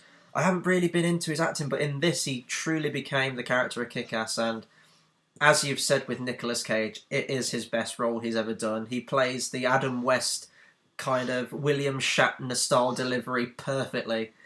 And what I think this film does incredibly well is it balances comedy with a serious tone incredibly well. Because usually with a film, I think you should either pick a tone and stick to it. Either all-out comedy or all-out serious. But, I mean, you've got the really hilarious scenes in this. You've got the almost Tarantino-style action scenes here with Chloe Grace Moretz with Hit Girl. But then you get the very kind of dark and serious torture scenes towards the middle of the film, or towards the last act of the film. And you're completely taken in with it, and you just go along with the ride of it, and you're not questioning why the serious tone needs to be there, because obviously, as you were saying, these are what superheroes would be like in our world, and obviously it's going to be horrible. You're going to come across these gangsters that are just violent as hell, and I don't really know what else to say about the music. I will go so far as to say that Matthew Vaughn is kind of our current Tarantino. I know Tarantino's still around, but if you're going to look at a director that matches his kind of tone, and you see this with Kingsman as well, he's very similar in terms of the music he uses and the hyper comic book almost violence. Yeah, I can't say enough good things about Kick-Ass. I love it. I mean, it's so hard to describe, isn't it? Because it's so unique to itself. Yeah. But it's a film that everyone should watch, especially because it does satire modern superhero films, and Matthew Vaughn does it again in Kingsman, another Mark Miller property, and he's definitely one of the funnest directors today. And I think because it was talk that he was desperate for Blade Runner 2, I heard, and then apparently Harrison Ford vetoed it, but then he's been linked with Star Wars because he was on the shortlist for that apparently. See, I don't know whether he'd fit Star Wars. I don't know whether his tone would fit that at all. I think he could do the Boba Fett film because that's what they're talking about. I think because if you look at X-Men, he did that as well. First Class is, I think, the best X-Men film, and Magneto, he's kind of the villain, but you understand him throughout the whole film, and I think that's what I want to see of a Boba Fett type. And I mean, that bar scene in X-Men's so good as well. I think that could be any audition for a. He's basically got the Force in it, but he's great. I'd love to see Vaughn do Star Wars, but that's a chat for another day. Oh, as long as we can just get like Michael Fassbender as Boba Fett, but. Yeah, so we're on to our number 6 now. So, my number 6, I had to put it on there. It's the number 1 on IMDb's top 250 films of all time. It is The Shawshank Redemption. By the power vested in me by the state of Maine, I hereby order you to serve 2 life sentences back to back. 1 for each of your victims. So be it. Wow. I really don't know what I can say about this film. It's my second Frank Darabont film in my list. Again, based on the work of Stephen King. It was kind of weird how he brought out 2 prison-related Stephen King things from the same director. Absolutely phenomenal performances from Tim Robbins, Morgan Freeman. Everyone in this movie, in every single role is perfect. And it's just the story of Andy Dufresne, who gets wrongly imprisoned in Shawshank State Prison. And it's his time in there and the friendship he builds with Red, played by Morgan Freeman, until his eventual escape. And there's just shots in this movie that are so iconic. The one where he breaks out of Shawshank Redemption and he's standing in the rain with his arms up in the air. The music in this film by Thomas Newman. I honestly, I'm hard-pressed to find anyone who hasn't seen this film, and I think it was rated as number 1 on the list of films that make grown men cry, and you can see it. It's such a hopeful story. Andy Dufresne goes through so much. It's one of the only films I've seen Tim Robbins in, actually. I'm very surprised he didn't get more well-known roles after this. But it's interesting because when this film came out, I don't think it got much recognition at all. In fact, I think it was almost considered a flop, similar to how films such as Blade Runner were at the time.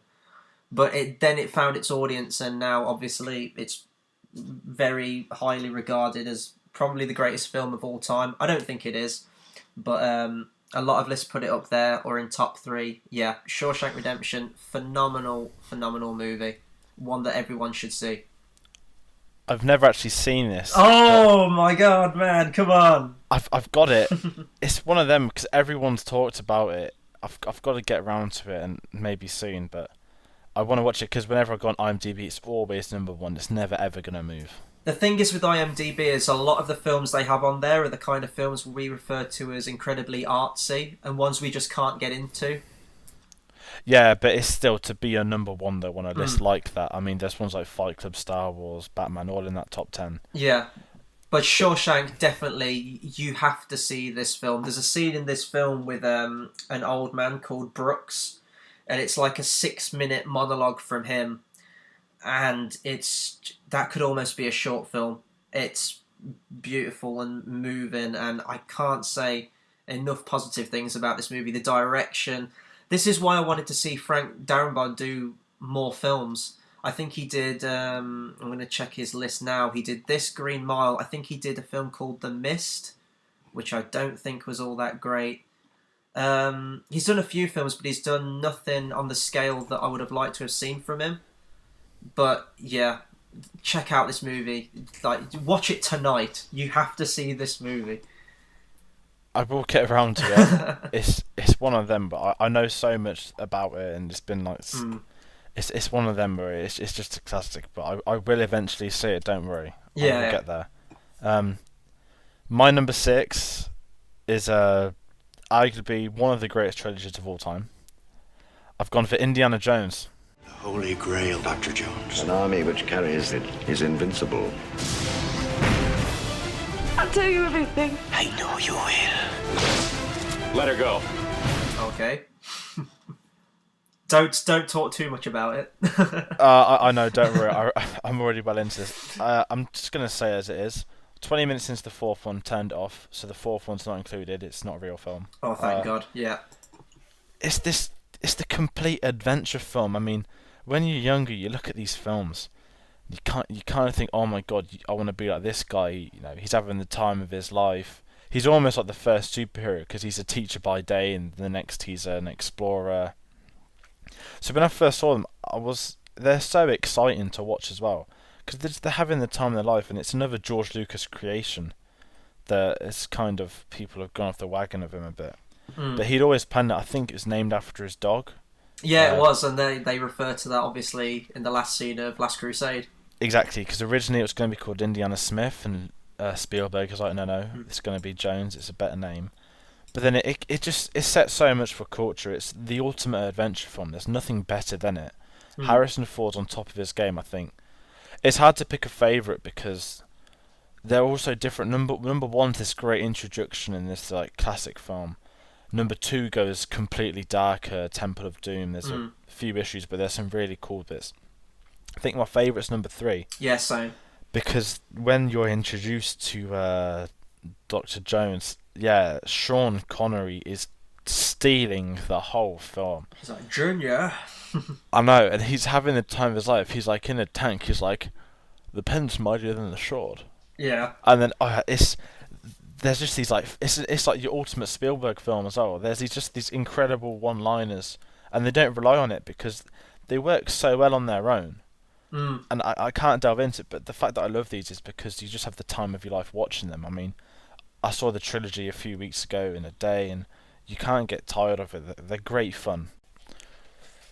Yeah, we can go on and on, but I know these are in your list as well, so I think we'll have a bigger Indiana Jones chat when we get to it on yours. Yeah, we'll be getting to that later. So, I believe we're on number 5 now, yeah? Okay, right. My number 5 is, and I think we've spoken about this in the past, but I think this is another film you have yet to see. My number 5 is Braveheart. To come back here and tell our enemies that they may take our lives, but they'll never take our freedom! Directed and starring Mel Gibson. It came out in 1995, and I love my historical epics. Now, this film, if you read into the history a bit more of when the film was set, it's not entirely historically accurate, but to me, Braveheart is a perfect film. There's not many films I can say that with, but to me, there's everything about this film is just sublime. The music, James Horner, this is my favourite soundtrack of his. He's one of my favourite composers. It's a shame. I'd like to see Mel Gibson try and get back into directing. I know he's kind of gone through a rough patch with his career and his personal life. I won't get into all that. I still think he's a fantastic actor, and I'm going to check it now, but I believe this was one of his first films he directed. Definitely the one that put his name on the map for directing as well. And he's not a name that's brought up a lot in that category, which is a shame. I can't find if he was... Oh, he directed a film before, but I think it was a small film. Braveheart was his main role, and then obviously he went on to Passion of the Christ and Apocalypto, which we talked about in our list last week. Braveheart tells the story of William Wallace fighting for Scottish independence in the 13th century. Casts... I feel like I'm repeating myself with all the films I'm saying, but in all these films they have just perfect cast. You may find it a bit questionable to hear Mel Gibson doing a Scottish accent, but I think he does it well. And Mel Gibson has a real eye for the art of filmmaking. There's some shots in this where he just lets the camera roll. It might be in slow motion or something. The battle scenes in this film, you can put them up against Lord of the Rings in terms of scale, and it's the old style of filmmaking where there's no CGI in it. It's all extras, it's all real weapons, and it just adds that grittier quality to it. Again, it's a long film, it's 3 hours. A lot of the films towards the top of my list are quite long films, and throughout my list, in fact. And I know this is easily regarded as one of the best films ever made. If you haven't seen it, check it out. Even if you're not a complete history buff, just watch it anyway, because it's such a beautiful film. And I really, really hope Mel Gibson comes back as director, because I'd love to see his future projects. Yeah, it's a film I know a lot about. I've seen loads of clips of it before. I just, unfortunately, haven't seen it yet. Which is, okay, I should have seen it in all honesty. I've got it at home. But it's one I'm going to try and get around to it, which is... This is the great about our list. I mean, I've seen a few of yours, but... I think you've seen all of mine so far. Yeah. which is quite good still, I think. No, that's cool, yeah. But if you ever get round to Shawshank or definitely Braveheart, give me a shout when you've watched them and we'll review it sometime, because I'd love to hear your thoughts on it. Oh, I will. Don't worry. I will eventually get there. My number 5 was arguably my favourite films until I turned 3 or 4, and they're still obviously one of my favourites today. And we've spoken about already, it's the Toy Story trilogy. So, we meet again, Buzz Lightyear, for the last time. Not today, Zurg. Yeah, they've got to be on the list. I mean, everyone loves these films. It's when you're younger, you love cartoon animated films. With Toy Story, there's this whole level that it's the fact that I'd be playing my toys, and then there's this whole world where the toys are actually alive, and when you're younger, it's so cool and refreshing to know it, but it's such great fun as well. I mean, everyone's got a Mr. Potato Head, and then you get to see him in the film, and he's playing around. And it's hard to explain, because they're so, perfect. As I've got older, I've always loved them still, but I've appreciated them as films, because they are actually fantastic, each and every one. I mean, you had the perfect said about when you're going to uni when the third one came out. That's essentially what it was with... I mean, I'm a few years younger than you. Yeah. But seeing that at the age of, 15, 16... I mean, it was incredible. It was so nice to have them all back on screen together. It wasn't a complete fade like Indiana Jones 4. This had the ending of all endings. And then it got really intense towards the end of the third one. Yeah, My God. I was almost bawling at the scene when they're in the trash compactor and they're all holding hands ready to die. I was like, you can't do this to my life. I was like, if honestly, if they died, that's like family dying. And then they got saved, which was great, but it was incredible. And to wait so long and get a payoff like that, it makes it all more worth the while, though, doesn't it, when they take the time with it? Yeah, and looking back at the films, they've done so much. I mean, even when I was younger, I've still got my toys in the garage. I've got a Zurg, I've got a Buzz Lightyear, I've got Woody, I've got all of them. It was just fun to play with them. I mean, obviously they're fake, but you'd have this level when you're young, you'd kind of think, oh, if I go in my room, could they actually move? We all grow up thinking that after we saw Toy Story. And that's the power of the film. And then looking at it again, you kind of look at it was the first Pixar film, and it was monumental to what they've become now, the $6 billion company. And these were the ones that started it all. This was the first fully CGI animated film, I believe, when Toy Story came out. The complete first one. Interesting story. When they're making Toy Story 2, they almost lost the whole film off a computer. Luckily, it was backed up. Really? I've never heard that. Yeah, you got loads of little stories like that, but I think looking at it from the younger side of me, I love them. Looking at it as the older side of me, I appreciate them and love them again. What's your take on Toy Story 4 coming out? They don't need it, but if it's good, then I'm going to be ecstatic to see them all again. I just don't think they needed it, but I'm hopeful. I don't want it to happen, but it's a bit like Star Wars. In all honesty, I didn't want Star Wars 7, 8 or 9. But I think it's going to work. If Toy Story 4 can work, then yeah, I'm definitely sold. And I don't want to talk about Toy Story too much, but I can't think of another series of animated films that's managed to transcend the ages as Toy Story has, for adults, for kids growing up with it. I don't think there's been another series that's achieved that. No. Or probably will, to the success of Toy Story. I mean, they've tried it with Monsters having Monsters Uni, that didn't work. They're trying to do sequels for stuff like Frozen. That's the sort of like Lion King 2 thing, where the first one was a success, the second one's just going to be a quick bit of money. I think each and every one works as individuals, because they cover different themes of a toy. You can look at it one way, you want to play with toys, but then you do get your collectors, which you see in the second one. Yeah. Introduced to the toy shop, Owl's Toy Barn, which are some of the funnest cameos I've seen in years. I could go on. These films are fantastic, and they deserve their place on this list without a doubt. Well, hopefully we'll get into Toy Story more when we come to do our Pixar countdown list in a few weeks or months, whenever it is when Inside Out comes out. Oh, definitely. We all know who's at number 1, though. Oh, yeah. But yeah, I'll get on to my number 4 now. It is my favourite action movie of all time, and it's James Cameron's best film, in my opinion. It is Terminator 2: Judgment Day. Come with me if you want to live. You're really real. His loyalty is to a child. Who sent you? You did. 35 years from now. This was the first Terminator film I ever saw. Obviously, I saw it before the first one, and what this does that most action films don't, it has that level of humanity to it and themes running through it alongside the amazing action. And obviously this came out in the early 90s. It came out in 91 when CGI was still very new and in its infancy. So with the T-1000, I think that alongside films such as Jurassic Park were the kind of the big game changers in CGI animation. And you look at it today and it still holds up really well, and that's because of the integration again. What I like about Terminator 2 is really the best two Terminator films are the first and the second, and they're very similar to Alien in the fact that you look at the first one and you could almost see it as a horror film. The first one's very kind of slasher horror inspired, I find.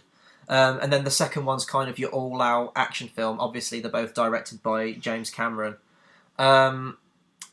I love Arnold Schwarzenegger. I love all his really, really so bad they're good action films from the 80s. I love some of his absolutely awful comedies from the mid-90s. But to me, Terminator 2 will always be his best. And Terminator 2 is so iconic that every other future Terminator film has tried to shoehorn references into it or outright copy it because it's perfect. It's the pinnacle. You can't get better. You will never be able to make a better Terminator film than Terminator 2 did. And obviously we've got Terminator Genisys coming out, which I'll begrudgingly have to see, but everything in that trailer I've seen before, and I've seen it done better in Terminator 2. Yeah, I mean, you should be happy. I've seen this film. Yeah. I love this film, and then when they announced Genisys, I was like, oh, okay, we might get a decent Terminator film. Then the trailer came out, I was like, why are they rebooting the second one? The amazing one. Why are they rebooting the first one? The other good one? And it's just a cliff notes of the first two, the best two. And Terminator 2 was fantastic. It must have been one of the first sequels that was better than the original, because you didn't get a lot of sequels back then, and it was James Cameron's own creation as well.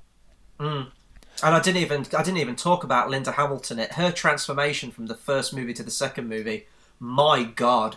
Oh no! Like it's incredible, and Linda Hamilton alongside Sigourney Weaver played Ripley in Aliens, the two tentpole female heroines of action movies of all time, in my opinion. Yep, definitely. They try and elaborate with your Jennifer Lawrence's and your Kristen Stewart's, but that's just to get your teen girls in seats. They're not action demographic at all. Now, I believe, was it you who said it? You hate Edward Furlong in this movie, the one who plays young John Connor? Yeah, this is my issue. This is probably why it didn't scrape the top 10. I love this film. I think my issue with it's always been John Connor in that film. See, I think he's really good in that film. He's one of the only child actors I can probably think of that don't massively annoy me. And obviously, it's quite sad as to what his career turned out, because I think, you know, he got onto drugs and he didn't get many other projects after this. I think he was in American History X. Yeah, he was. Norton. But they're really the only two films I can think of. I think he was in one of the god-awful Crow sequels as well. But we don't count that. But yeah, no, I never had a problem with him, to be honest. I thought he was pretty good.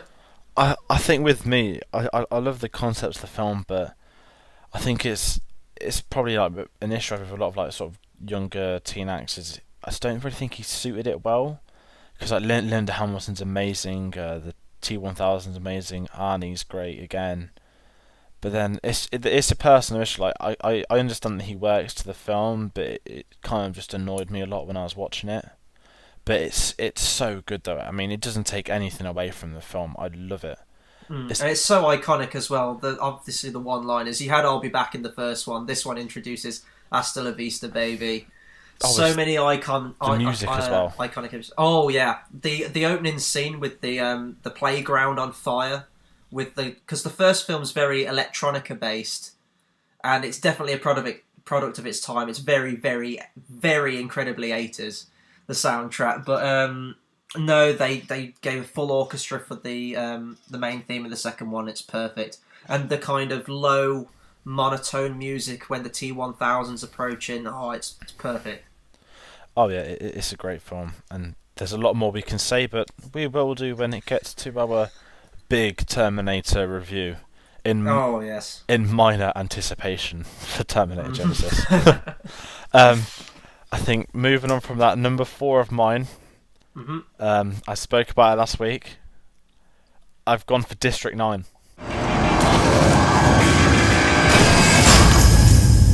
It's going to be quick. It's going to be clean. Best of all, it's going to be quiet. There's a lot of secrets in District 9. Wow. I know. That high up? I know. I mean... Wow, that's incredible. This is the film that I mean, when I said I spoke about it last week, you blatantly thought Inception. Yeah. No, I think the day I saw this film, I was just mesmerised by all of it. And it's so fun. I mean, I've seen it so many times since. It's just everything about it, where the fact that these prawns, you know, they come down, they're kept in, like, District 9. I want to see more of it. I mean, I know it's not really saying why I love it, but it's just the whole concept. They've come down, they're locked up, everyone hates them. We don't see that with alien films. We normally see them come down, take over, or everyone get along with them. But this was something else. And then we are introduced to the character of Vickers, who is one of my favourite characters of the past, 10 years at least. And he's just this, useless guy, standard, works in an office, doing all the paperwork. He just transforms, and he almost is a Linda Hamilton, because you take this weakling from the start of the film. Obviously, Linda Hamilton has 2 films to get it, but when he starts turning into the prawn, he sorry, I could do that accent. I love the accent. Yeah. That's probably why it's so high as well, because it's in Johannesburg. When he turns into the prawn, he kind of realizes it, and you know, it's almost a revenge film there. He wants to get back. He wants to kill the MNU or them lot, and he just transforms from the weakling office guys talking about giving prawns their little lollipops. He just completely... Please just do the entire review in that voice. I could do, but I can't take myself seriously, so I'll do it every 2 minutes. It's just when you get introduced to the alien tech, I mean, I know that Neil Blomkamp was hyped up for to do not Alien. He's doing that Halo. It's almost like Halo weapons on screen, and it's just so fantastic. And it's just got this repeat viewing. Every time you watch it, you notice something new, and you see something else happen. So one minute they're fighting, and you just get a little scattering of prawns, and I think I love everything about this film, and I really do want a sequel because it could work. You know, the aliens could come back, or Vickers could start to change, or you could even have a spin-off. I just want to see more of it. I just remember being blown back the first time I ever saw this film. I just knew this is one of my favourites, and I've always said it to this day. I've got a poster of it on my wall. I absolutely love this film. And the film doesn't pull no punches either. I mean, this film gets incredibly violent. I know we talked about this in our list last week, but obviously you've got the infamous pig gun.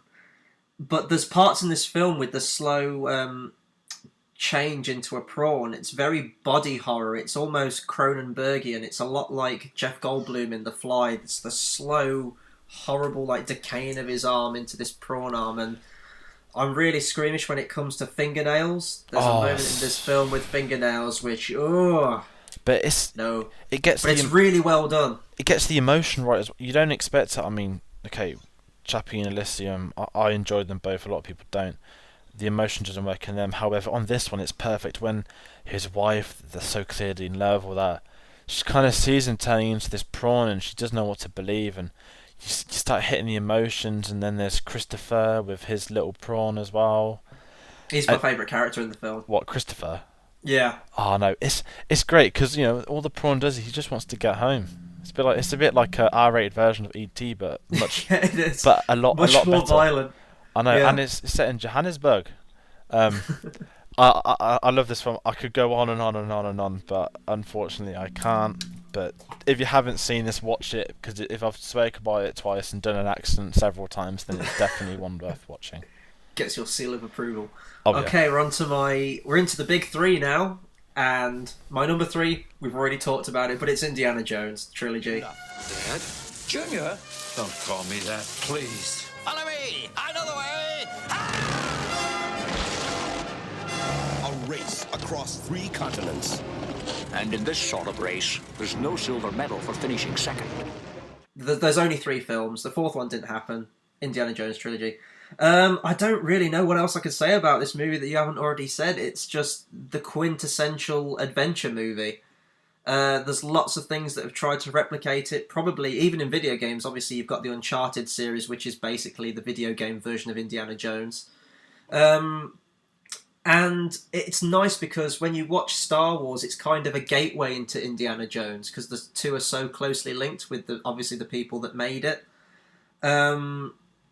I still think as a character I prefer Han Solo just because I'm closer to Star Wars than I am Indiana Jones, but he's just so likeable in this movie. Like, if you could be anyone, it would probably be Indiana Jones.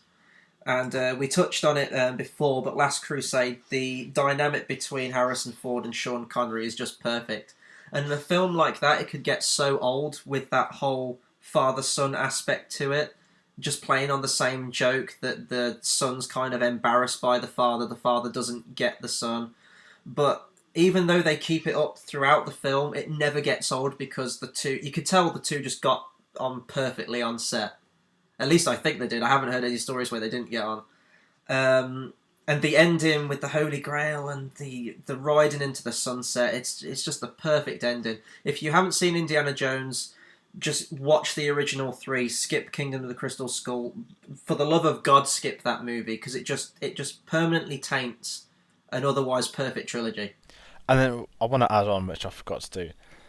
There's this moment in Raiders of the Lost Ark, which is arguably one of the funniest moments in an action comedy of all time, which is the guy comes out with the sword. Yeah. And he's just, teasing, and then he just gets his gun out and just shoots him. And that was brilliant because originally there was going to be a big choreographed fight scene. And I think Harrison Ford was sick or he had some kind of illness from filming on location. And he was just feeling absolutely shitty. So he just said, look, can I just shoot the guy? And I went, okay. And it's been forever immortalised as one of the most famous scenes from that movie now. Yeah, and then you get a running gag with it in the second one when he gets 2 more swordsmen and he's got no gun. It was great fun. I do love them films. And we didn't even talk about the soundtrack. It's one of John Williams' best by far. The theme is just a classic.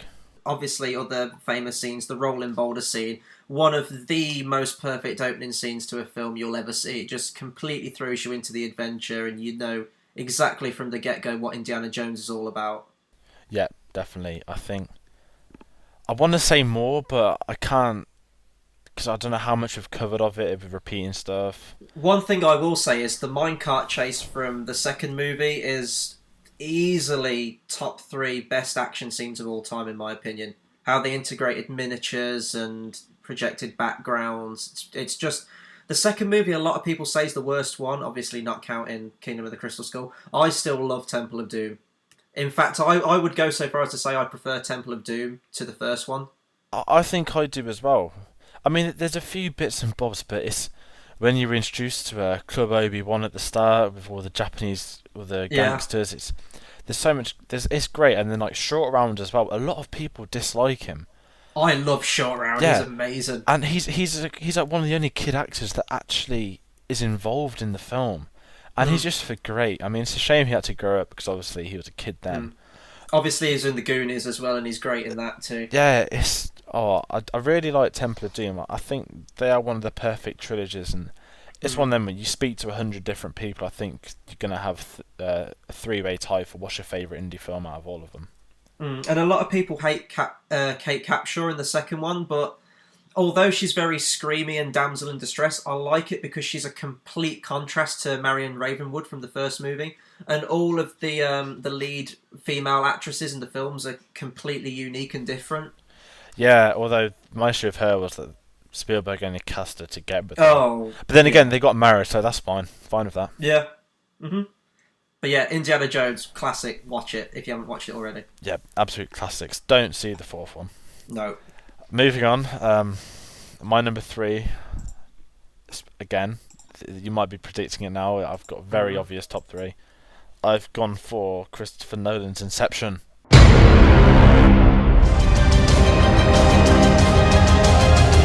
Dream's collapsing.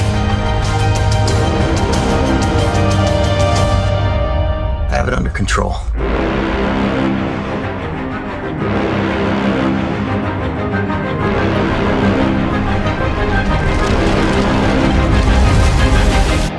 Oh, okay, so it beats out Dark Knight. Oh, possibly. I think Inception is his best film. Yeah. The best one made. And the reason I love this film is because it's... Oh, we spoke about it last week. It's so original. I mean, you get introduced to these characters, but it's the worlds we go into. It would have been so easy for him to have had a sort of Matrix-like thing where you're dreaming, blah, blah, blah. But we're put into the real world. We meet dreamers. And the worlds they go into, bar one, they're all real too. And you have this level of reality in it. But I think what I love is just the concept of dreaming within dreams, and that instead of some elaborate plot, it's just a little heist film. And then you have the great cast. There's clearly a fantastic chemistry between them all. I mean, I know that everyone that works with Nolan seems to love it. And there's no surprise if these, like, you got a few of them back for Dark Knight Rises and Interstellar. But it's just the little things. I mean, arguably one of the most iconic things from the whole film is the ending.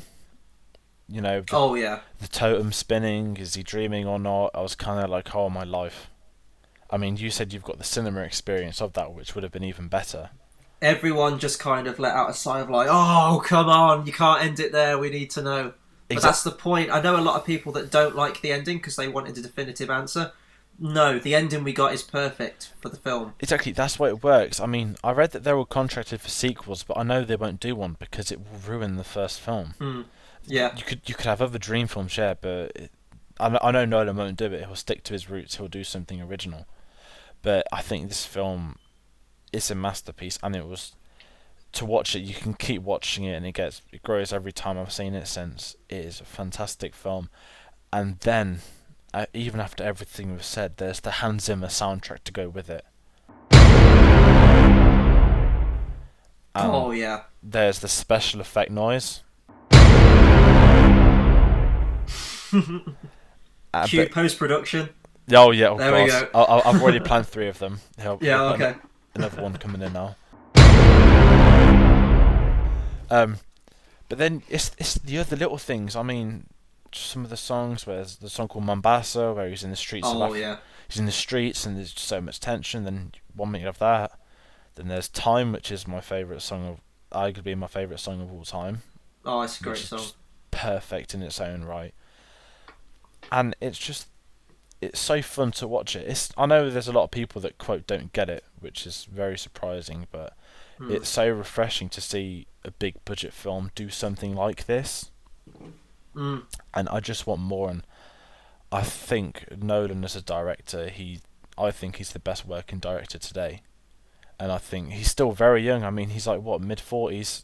Yeah, he's got a lot more films in him. Over $3 billion at the box office, so I think he's got a lot more original films to bring out, and I want to see more of him for sure.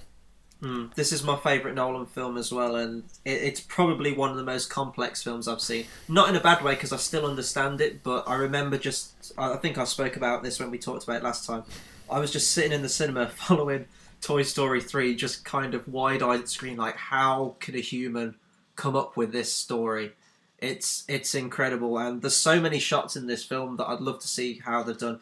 Obviously, I know how they did the main iconic one with the corridor spin, and that was just ingenious how they pulled that off.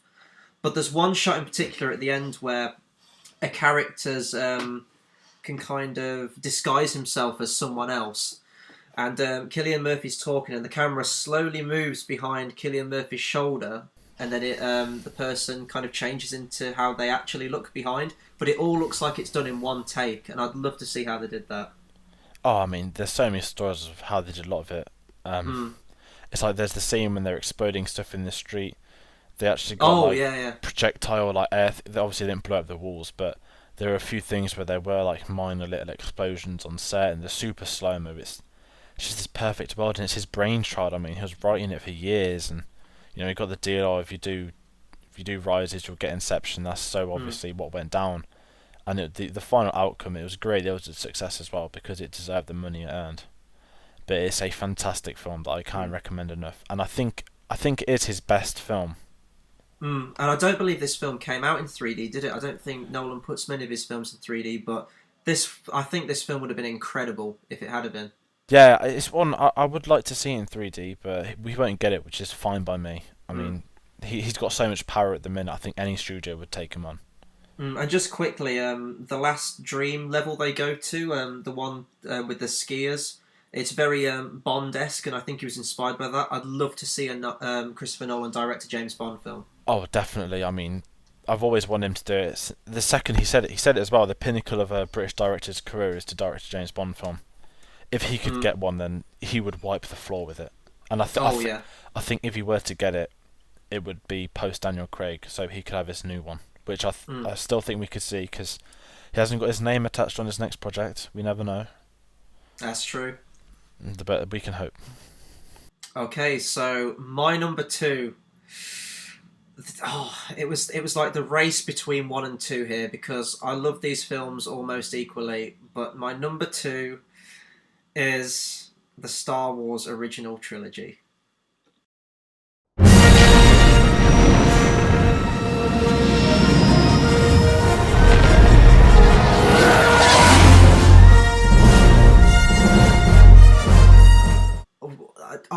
Everyone has to have seen this movie. It's without doubt the most iconic film franchise ever. It's amazing what it did for cinema, what it's done for the kind of geek community, and what it's just done. You look at the legacy of Star Wars in everything, in parody. We have Star Wars Celebration every year. It's got the most unwavering, loyal fan base I think I've ever seen out of any other property or franchise. The characters are timeless, the story is timeless, and the prequels came out. That was kind of like the Indiana Jones 4 tacked onto the end. I know some people like the prequels. I grew up with the prequels, but now I've got to the stage where I can see how bad they were compared to the originals. I don't want to talk about this too much because I know this is in your list somewhere. Star Wars. I bow down to its glory. I've got a lot to say, and I think Yeah. we'll probably do it together. But you can say a Yeah. bit more if you want. I'm going to try and keep it quiet at the minute. Oh, it's John Williams' finest score here, just in everything. I'm really looking forward to his new one for episode 7. And just what it did for my childhood and everything. I mean, how old was I been? I was 6 years old when Phantom Menace came out, and for as bad as that movie was now, when I was a kid, that was what got me into Star Wars, and I loved it. I loved everything about it. The characters, the vehicles, lightsabers are the coolest thing ever made for film. I just want one. It's just, and like video games, books, characters. Vader is my favourite villain and one of my favourite film characters of all time. And it's just so quotable. I mean, daily life. I will just throw Star Wars quotes into daily life just because it's such a part of my being now. And just as a quick aside, when I saw Captain America Winter Soldier, he gets given a list at the beginning of things he needs to catch up on since he's been unfrozen. And Star Wars was on there, and I was just like, yes. Because everyone has to see Star Wars. It's like it's an element of our human being and consciousness that everyone has to have seen Star Wars once or have some knowledge of it. And we'll go into it more when you bring up Star Wars in your list, but yeah. That's very fantastic. That's the great opening I was hoping for. Yeah. So my number 2 greatest film of all time is one of the first films that really got me thinking, like, this is outstanding, I want to know more, blah, blah, blah. It was The Dark Knight. So what are you proposing? It's simple. Kill the Batman.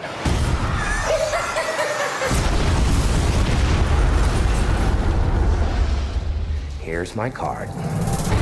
Oh, okay. Yeah. That was an event movie, that was. For me, I mean, when I was younger, I'm not gonna lie, I'd seen Batman and Robin, Batman Forever. I half liked them. Had the animated series. I loved them. Oh yeah. I always liked it, and then I remember being on holiday in Spain, and then everyone was hyping up The Dark Knight. I'd seen a trailer or two leading up to it. Obviously, I'd heard about Heath Ledger passing away in January time. Mm. And then we came back from holiday, and the first thing we did was go to the cinema and see The Dark Knight. And I was blown away, for sure. I just remember, the Joker, Heath Ledger, stealing the show completely. Because it's a Batman film, but in all honesty, this is Heath Ledger's film. And I think that's the way the world sees it. Oh, and definitely. I think the fact I love it goes Empire Strikes Back on us. Because you get the darker side. Like, I'm saying it's the trilogy, The Dark Knight's my favourite out of the 3, but I love all 3. And I think as a trilogy, they're the best superhero trilogy of all time. You get Batman Begins as your beginning, but then Dark Knight as the sort of the main meal. It is so good, and it just takes apart the genre conventions. And you get Rachel, the superhero always saves the women of the day. Look at Iron Man 1, 2, and 3. She always lives. Mm-hmm. Dark Knight, the first thing is the Joker lies and tells Batman that Rachel's where Harvey Dent is, so Batman wants to save Rachel, he saves Harvey Dent. Then he gets to Rachel and he just blows her up. Mm-hmm. Straight mid-sentence as well. That's like the best death you can get on cinema, getting killed mid-sentence. It shows the director's not like joking about. And it was just lethal, and I remember seeing that, I was like, oh my life, like, how are they going to top this? Then you get to the boats, the Harvey Dents, the Joker.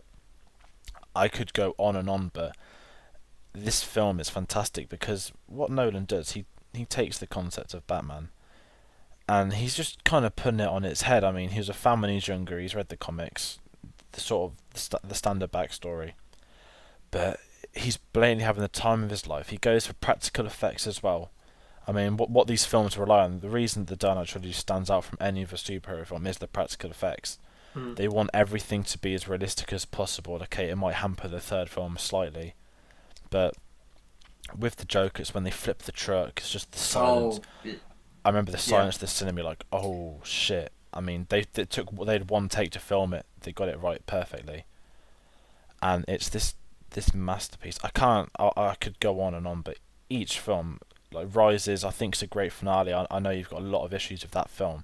Oh yeah, I hate that film. But it's like the ending for it. The reason Nolan does it, he doesn't want someone to come on and take his Batman film and like ruin it, because that would have blatantly been a part of the Justice League.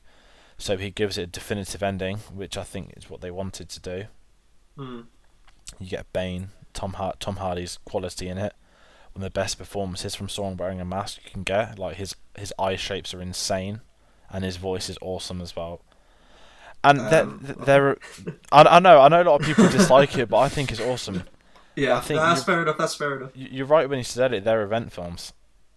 Oh yeah, and I remember seeing Begins. I didn't see in the cinema because it came out at that very awkward time where Batman had been away for so long. It was kind of the butt of a joke now, following Batman and Robin. I still like Batman and Robin just for what it is, but it did kind of make Batman regress. And Batman's my favourite superhero of all time.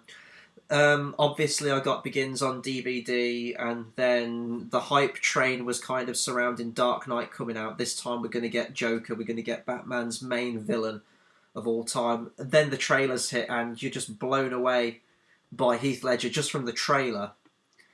And I remember going to the cinema to see this. I saw it opening day, first showing, and the entire cinema was packed. Everyone in that screen was wearing a Batman or Joker shirt. So, and I didn't really see that for Dark Knight Rises, but for The Dark Knight it was incredible, and the audience was absolutely electric. Obviously, the famous pencil trick scene from Dark Knight. You had half of the cinema laughing and half of the cinema gasping in shock, and that's exactly what you want from the Joker. It's like, if you can sum up your reaction to the Joker, that is it. And as you mentioned about the truck flip, that there was like a collective inhale from the audience. We saw that shot in the trailer, but when you see it in the film and the music cuts out and it's just the silence as it's in mid-flip, and then the crash when it hits the concrete, it's fantastic. And you still see them trying to do that in films now. I think even in Terminator Genesis, they do a bus flip, and it's like, we've seen it, and Dark Knight did it better. And it's that long shot as well, like down the end of the street, and you just see it in the distance. It's perfect. Yeah, I think these films, and also we forget to say, they have mainstreamed the superhero genre. I mean, you look at Batman Begins, made about 400-500 mil, I think, worldwide. That was a lot. Obviously, 1989 Batman was one of the biggest films of all time when it came out. What The Dark Knight did, it grossed over $1 billion. And that was your, right, we're going to take this thing seriously. That kickstarts, I know the MCU was in progress then, that really gave people thinking, oh, okay, we can make these films. Then it hits Oscar season, you've got nominated loads of times, missed out on Best Film nomination. The backlash to that was so big, they actually changed the rules the following year. Somehow Nolan didn't get nominated, but Heath Ledger got the posthumous Oscar for Best Supporting Actor, which he was. I mean, he steals it. If you think of The Dark Knight, you actually do think of the Joker. That everyone does. It's a natural reaction now. And that's kind of my problem. Overall, my favourite is Batman Begins, because to me that is a Batman story, and that's what I want. That is my problem with Dark Knight, is that Heath Ledger completely overshadows Batman in it. And I'll be honest, Christian Bale's never been my favourite Batman. Keaton's always been my favourite on-screen Batman. We'll see what... oh god, why am I blanking? We'll see what Ben Affleck does in the next one. But yeah, the Heath Ledger was so good in that film, and when you have the Joker, you want Batman and the Joker to be on a completely even playing field. You're meant to kind of almost root for both of them, how good they are. But because Heath Ledger, his performance is still one of the best. Of recent times, he's the best on-screen villain we've ever had. You've got Vader from Star Wars from 1977, but if you're looking at modern cinema, the Joker hands down wins it. He became that character. It's almost frightening. The interrogation scene in Dark Knight, you can just watch that scene on its own and it's absolutely chilling. I think that Batman Begins is the better Batman film out of all three of them. Dark Knight is probably the better made movie, and it's often referred to as the godfather of superhero films, and it without a doubt is. I mean, I would take Dark Knight over any and every Marvel film that's come out. Oh, yeah. But Dark Knight Rises, I'll make no bones about it, I detest that movie. I think it just completely ruined what was otherwise a series of two phenomenally made movies. I know you still like it, but to me, just give me the two films, Batman Begins, Dark Knight, your perfect Batman series, and you can end it there, because the ending of Dark Knight is so well done. And when going back to your point about Rachel Dawes in the film, it's a shame that Katie Holmes couldn't come back for it, because when you've got Maggie Gyllenhaal and her personality in that film, it's almost like she's a completely different character from what she was in Begins. And it was just one of those things. It was just a shame it didn't work out, really. Yeah, I think Maggie Gyllenhaal was great as Rachel, and it's the fact there was a new character. They introduced her off the go, and she bites the dust. You didn't expect her to still, but I think it was that kind of moment when it was acceptable for someone to die and not be saved, because that just hadn't happened before. And you look at the impact that this series has had on the superhero genre overall. So many things now are trying to be dark and brooding and grounded, and even stylistically, you look at them and they just look visually incredibly similar to these films. Yeah, definitely. I think we could devote a whole show to this. Unfortunately, we're gonna have to move on because especially with the ones that are to follow. Yeah, I mean, this is just number 2, isn't it? We've still got number 1. Do you want to go for it? Yeah. Okay. My number 1 is the best, in my opinion, cinematic trilogy of all time. It is The Lord of the Rings.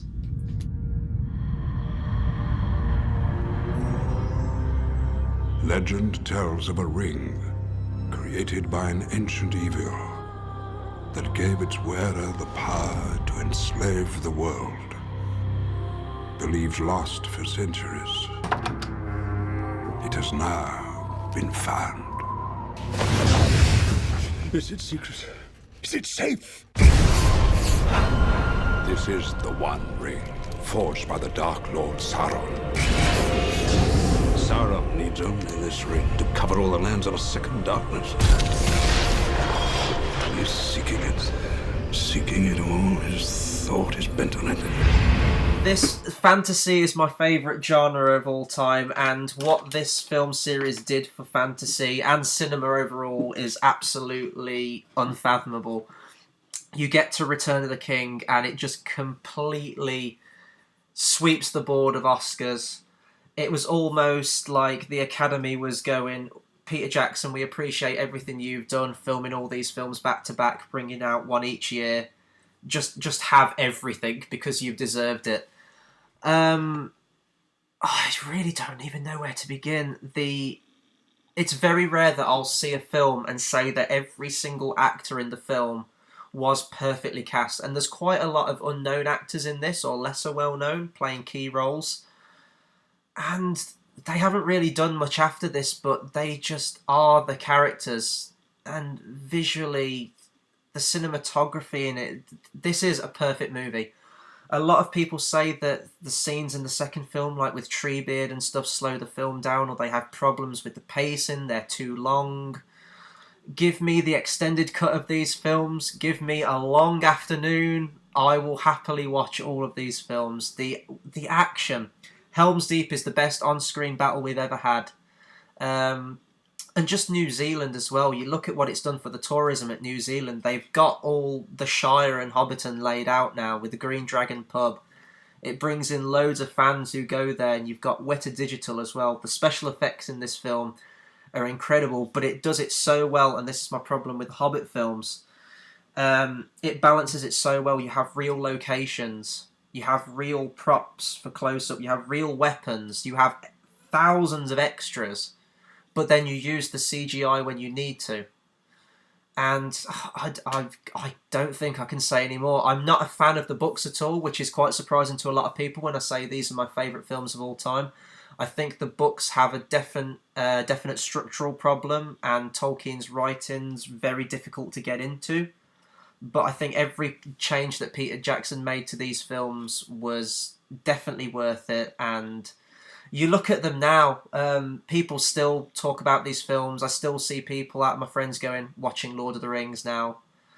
There's so many emotional scenes in it, and you can just see Peter Jackson's love of the material just show in every single frame of this film. With this film, this is the one I always go to. When I see a film and I'm completely caught up in it, I have no idea how a human could make this film, like in pre-production, just to sit down and go, right, I'm going to make 3 films on this one book. And to do what he did to the level that he did, it's absolutely unreal. I haven't even talked about the music. Howard Shore, one of my favourite film scores of all time. You just listen to any track off that soundtrack and you're instantly transported to Middle-earth. I've talked about the special effects. Loads of people complain about the length. The Return of the King extended cut's 4 hours. It doesn't feel 4 hours. And you look at how much these films have grossed off the budget it was done on, and it's absolutely unreal. Lord of the Rings is without a doubt the best films ever made. In fact, I look at them as one film. They're all one big story. It's the best film ever made. Continue. I was going to say that's felt like a lifetime. It's interesting to me. I mean, I saw them really late on. I think I was about 13, 14. Obviously, I saw the theatrical cuts first, then the extendeds. Yeah. Mm-hmm. And I really like and appreciate them. I think my underlying issue was that I'm not massive on fantasy, which is it's quite ironic considering I love Game of Thrones, but that's more the politics, I think. Yeah. I appreciate everything he's done for them, but with me, I like them, especially, I think Two Towers is my favourite out of the 3. Mm-hmm. Helm's Deep, you're right, certainly the best battle ever seen. Definitely, it's up there with Omaha Beach and Saving Private Ryan. They're completely different, so I'm not going to do comparisons there. But it's definitely like, I mean, the extras, there's thousands of extras as orcs. That for a start is an achievement in itself, to have that many costumes made. And the film's done so much, and one of the things you didn't mention was Andy Serkis again. We've spoken a lot about him today. Oh yeah, he's fantastic. He makes them to me. I mean, I've never read the Lord of the Rings books. I've read The Hobbit. I've seen The Hobbit, so I dislike them. But I look at them completely different to this. I think with me, it's just my personal opinion. I'm a sci-fi kind of guy, a lot more than fantasy. I think in this list you see that a lot. I don't really know what to say because, I mean, I understand they're at the top of a lot of lists, and I know they're fantastic films, and I can. Everything Jackson's done for them is fantastic. I mean, some of it, like motion capture. Jar Jar Binks was the first one. Everyone hated him. Gollum, you're right. Let's go with it. Let's roll with it. And he's done a lot more. It's just my only issue is the Hobbit films. And I was going to say, to me, they're what the Star Wars prequels is to the original Star Wars fans. I said the ones that were kids when the first lot came out. But I think that's its own thing. I can't really compare them to Lord of the Rings. They are fantastic films. It's one of the best trilogies of all time.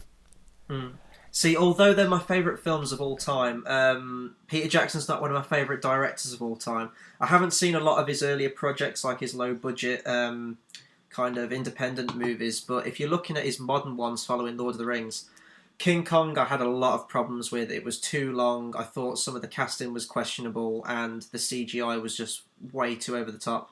I didn't care for Lovely Bones at all, and obviously the Hobbit films have a lot of problems with those.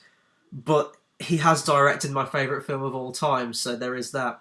But with this film, and this will be the kind of last thing I'll say onto it, because I know we're going to talk for ages on your number one, you can just see the special features of these films, and the extended cut 4-disc editions do a good job of showing you basically every single aspect of the production.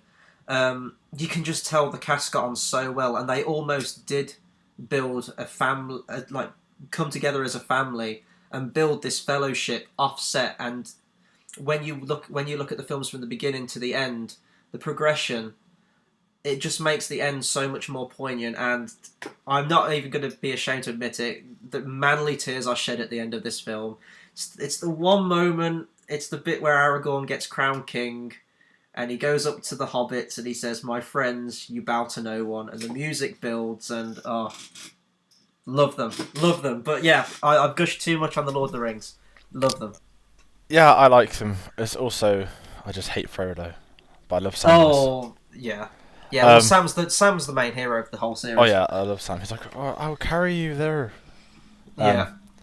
So should we go for it? This is the most unoriginal concept I could have ever had for this. Anyone that's like knows me, you know, I can do voices, everything.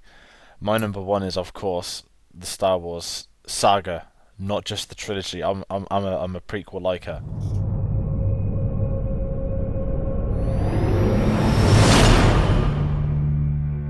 The Force is what gives the Jedi his power. It surrounds us. It binds the galaxy together. You will be tempted by the dark side.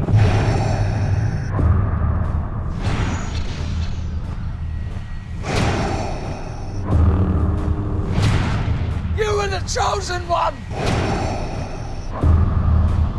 You must confront Vader. That boy is our last hope. I think with these, I'm gonna tell you some like boring story now, where I was, I think May '99. I was 2 years old, almost 3, and the story is that we were at a shop and I picked up a Star Wars book. Don't know how true that is. That's what my parents say. So they took me to the cinema to watch it. The 5 of us. That day on, blatantly changed my life. I proceeded to see it 7 times at the cinema at the age of 2/3. I went with my parents 5 times, my auntie once, and my nan once. So that's like insane in itself. Then I got my uncle passes me down his original trilogy videos, his Millennium Falcon, his AT-AT, his Landspeeder, everything. So by the time Attack of the Clones has come out, I'm a fully fleshed Star Wars guy that knows more than probably half the actual fan base. And then these films, they're essentially like my childhood. I mean, I've grown up with them. You know, I can't really explain it. There's everything of having loads of lightsabers, you having fights with your mates. Then you sit down and watch them. It's like, oh my god, this is amazing. But then as a young kid, you don't really acknowledge it. I mean, there's gonna be a lot of 5-year-olds that they don't know there's a Star Wars film coming out, and they'll just see it at the cinema, won't they? Yeah.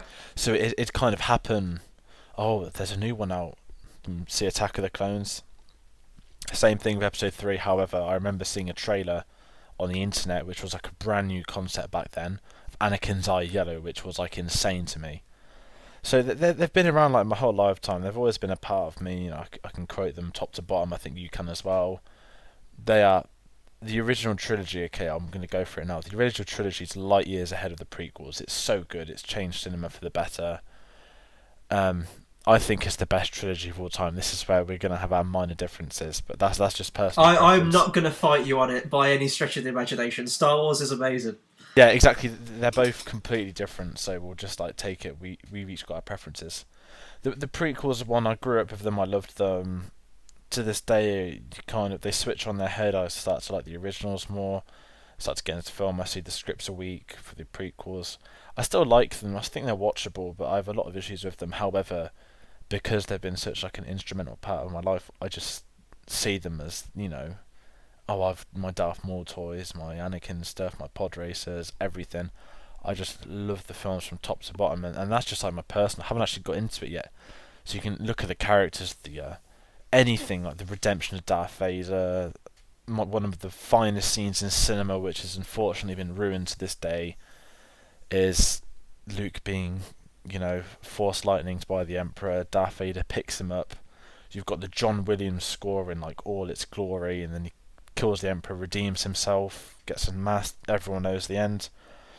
It is the perfect saga, and I think the best bit is we're getting more. I said earlier that I never wanted Star Wars 7, but the fact it's coming, I'm so excited still. Which I originally didn't need it. It's kind of now like, come on, hurry up, hurry up. I think these films have done so much for cinema. You know, they pioneered CGI. They're light years ahead of everything else to come out around then. Got Star Wars 4. You can look at Binary Sunset. You know, just the kid looking up at the 2 suns. You know, he's hoping, dreaming. That's in every single person. Then you cut to Empire Strikes Back, the best movie sequel of all time. Voted the best film of all time on the Emperor poll, which was awesome. And then I can't comprehend these films, the magnitude of them. I mean, there's a book that's come out, How It Conquered the Universe, and I've just been reading it, and I've just been loving it. I think there's so much appreciation for George Lucas that we've been missing out on, because he did do so much for cinema. However, just in his late years, you know, a few little issues and most of it's forgotten. But what he's done is he's created well over 1 billion childhoods. That's the way I see it. He is the creator, and is everything Star Wars done since, you know, the expanded universe. That's almost fans coming in, the new films. Then you could just talk about other stuff like lightsabers. The John Williams score is incredible throughout all 6. Yeah, but if I'm just going off the score, if I can say one thing that's positive about the prequels, it's the score. I mean, Duel of the Fates, the Mustafar theme with the Obi-Wan Anakin fight, Across the Stars, which is the love theme from the second film, just to name a few. But yeah, John Williams' score is fantastic, and just Star Wars in general. I don't think a single day goes by where I don't quote Star Wars or think about Star Wars at any point, and it's frustrating that we haven't been we aren't able to purchase the original unchanged theatrical versions as of now. Hopefully Disney come to some kind of arrangement and bring them out before the end of the year. But I think we've said everything we can about Star Wars. It's just everlasting, and it'll be really interesting with when Force Awakens comes out, the kind of broad scope of fans you're going to have. You're going to have the original fans that grew up with when it first came out. You're going to have the ones that grew up with it in the 90s with the prequels, and then you're going to have your new fans coming into it fresh now. So it'll be interesting in the screen to see everyone in the cinema of all different ages. It's going to be an event. I mean... Yeah. Oh, we're both wait. going to see this film probably 7 times at least. I've already worked out it's going to be 3 on the opening day, let alone weekend. That's how much I'm going for it. And I think it's pop culture as well. Everything comes down to that. I mean, this is one thing I've always noticed. Star Wars is the one film. If you haven't seen it, because unfortunately there are people, I know 2 or 3 people that haven't ever seen it, they still know a lot about it. And you go to the average person, they know who Luke Skywalker is, they know who Darth Vader is. Half of them know their father and son. Yeah. Another half know that Princess Leia is Luke's sister. The fact that's the biggest spoiler of all time, but the whole world knows it. It just shows how big a franchise it is. And how it's interesting how it bleeds into just culture, isn't it? Even if you haven't seen the film. Yeah, exactly. And I think it's one of those where, you know, it's got its doubters, but you can understand why, and it's... I can't explain it. It is to me the great. There will be nothing greater than waiting for episode 7. I'll tell you that now. I mean, I was at the Leicester Square celebration thing. The fact that they had a whole IMAX opened up just to watch a trailer alongside the live streaming of a panel from America. At least half the people were dressed up for that. I queued in the day from about 2:30 till about 6. The fan base as well is just incredible. I mean, you've got the 501st. Yeah. Man. I mean, okay, you look at them all. What do? They dress up. Yeah, they dress up. They also have done so much charity work. Charity, as well. yeah. I mean, and this became such a big thing that George Lucas actually named Darth Vader's Legion the 501st in Episode 3, and that sums up, you know, the credit they have from the creator as well. It's a franchise that is always going to keep growing, and it's going to outlive every single one of us, I think. And definitely now that Disney are going to bring a new Star Wars film, for better or worse, out every single year, we could conceivably have a Star Wars film for every single year of the rest of our lives. Oh no, I mean, that would be amazing.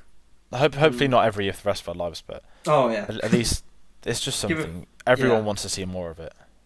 And it's interesting because obviously me and you are massively into Star Wars, and we know all the side characters and stuff. It's interesting how you kind of build that up from the initial foundation, how you kind of get into all these side characters that aren't even named in the films, but you can just name them and stuff. It's interesting.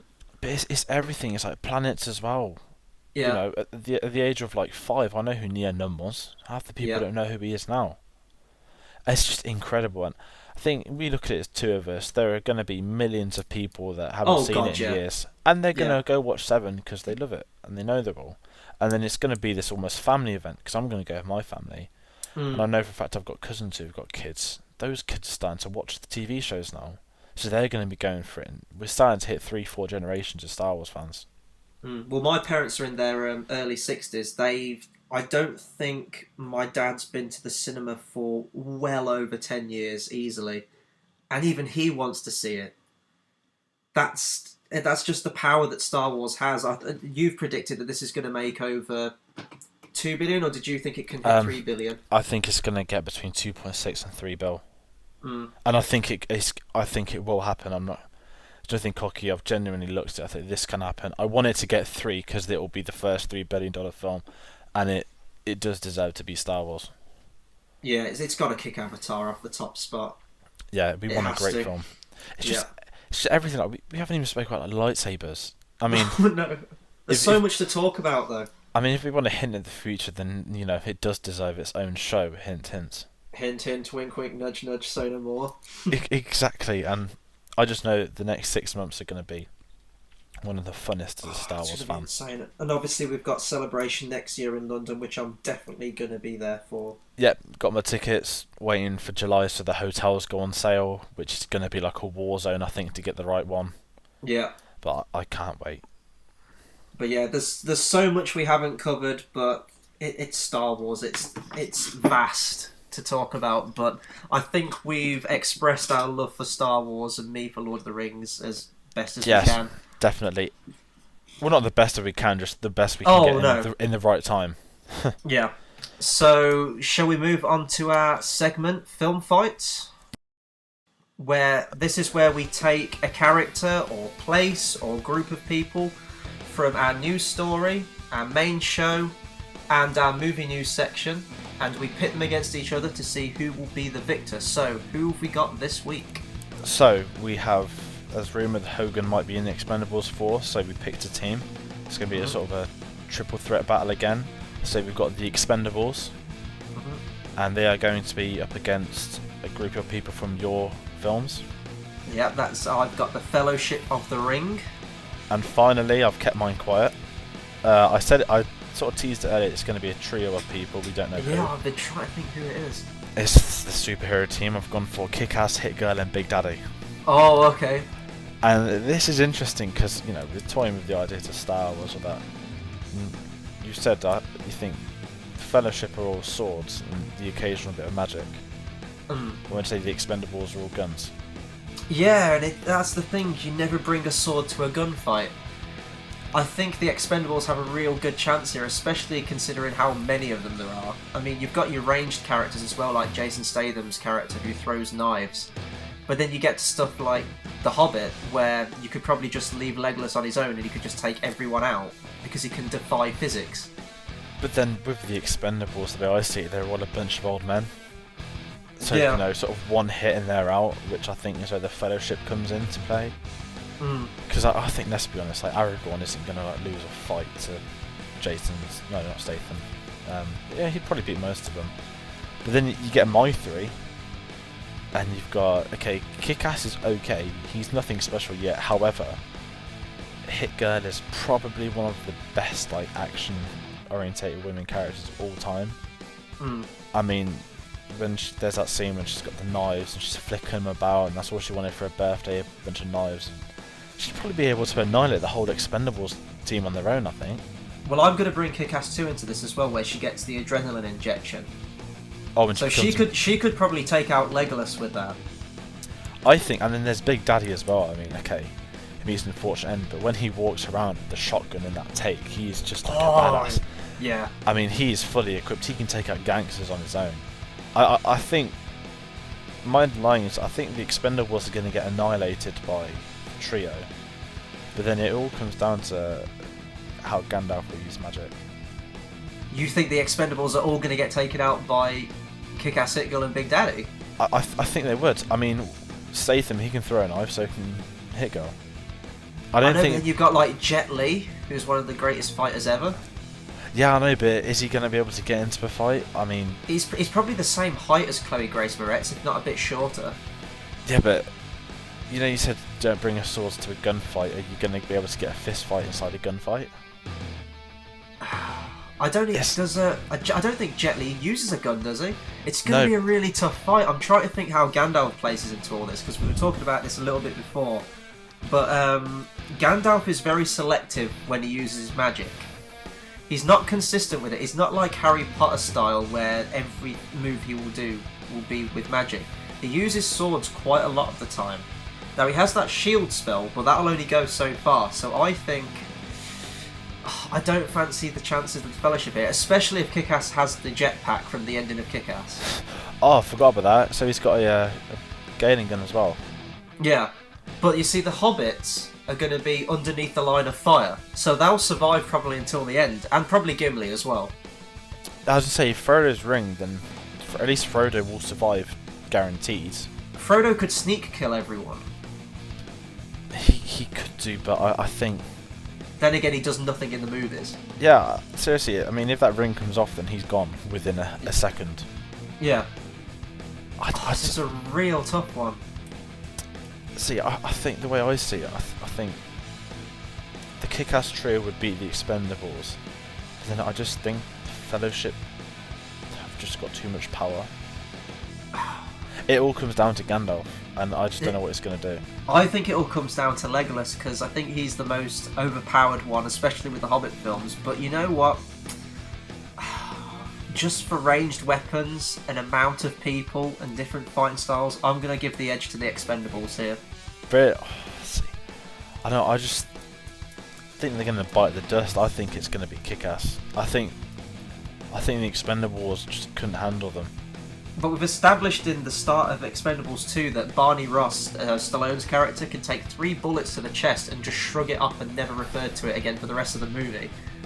I think he has some kind of superhuman quality to deflect bullets.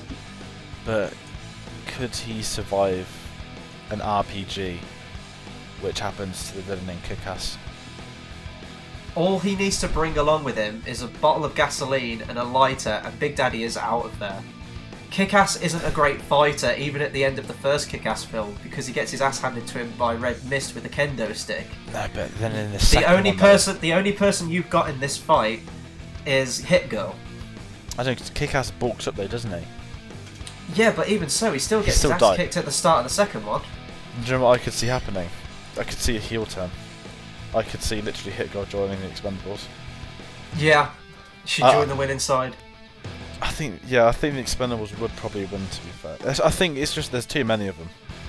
Okay, so Expendables win when Hit Girl defects over to their side. I think that's the only way I could see him winning. Yeah, I like that. I like that outcome. We'll go with that. Yeah, I think that's a fair way. So the Expendables with Hit Girl wins. I think the Fellowship have a chance, but they're all going to be gone, and it will leave Legolas. But he would get annihilated by Hit Girl too. I like that outcome. We'll go with that. I'm not sure how you're gonna frame that as a winner. I'm gonna call that the Expendables win that one overall, though. But... Yeah, it's definitely. I mean, considering like everyone ever joins them too. Oh yeah. But anyway, we'll move on to our final segment of our show now, which is our recommended movie, where each week we'll take it in turns, choosing a movie to watch for our next review on Thursday's show, which vaguely ties into our main show. It's a bit different this week because we haven't done a main review of anything, but we're going to have something that ties in with our top 10 list, I believe. It's your turn to pick a film this week, George, so surprise me. Which one are you going to have this week? It's so hard because obviously we've had over 20 films we've spoke about. We can essentially pick anything ever made, ever. I think for it to be fun, and I had doubts about it earlier. I thought about Fanboys. You know, it's a great film. It's funny. It's Star Wars. I thought it's too similar to Galaxy Quest, but you know what? We're going to review that because there's so much to talk about it, and I'm on a Star Wars drought, so I think watching that would be awesome. So Fanboys it is then. Yeah. For this Thursday show. Yes, definitely. Oh, I watched this quite recently, but I will gladly watch this film again because it's a lot of fun, and it's definitely because we're Star Wars fans. It's just amazing. I could speak for an hour now. But I know, right? We'll do it on Thursday.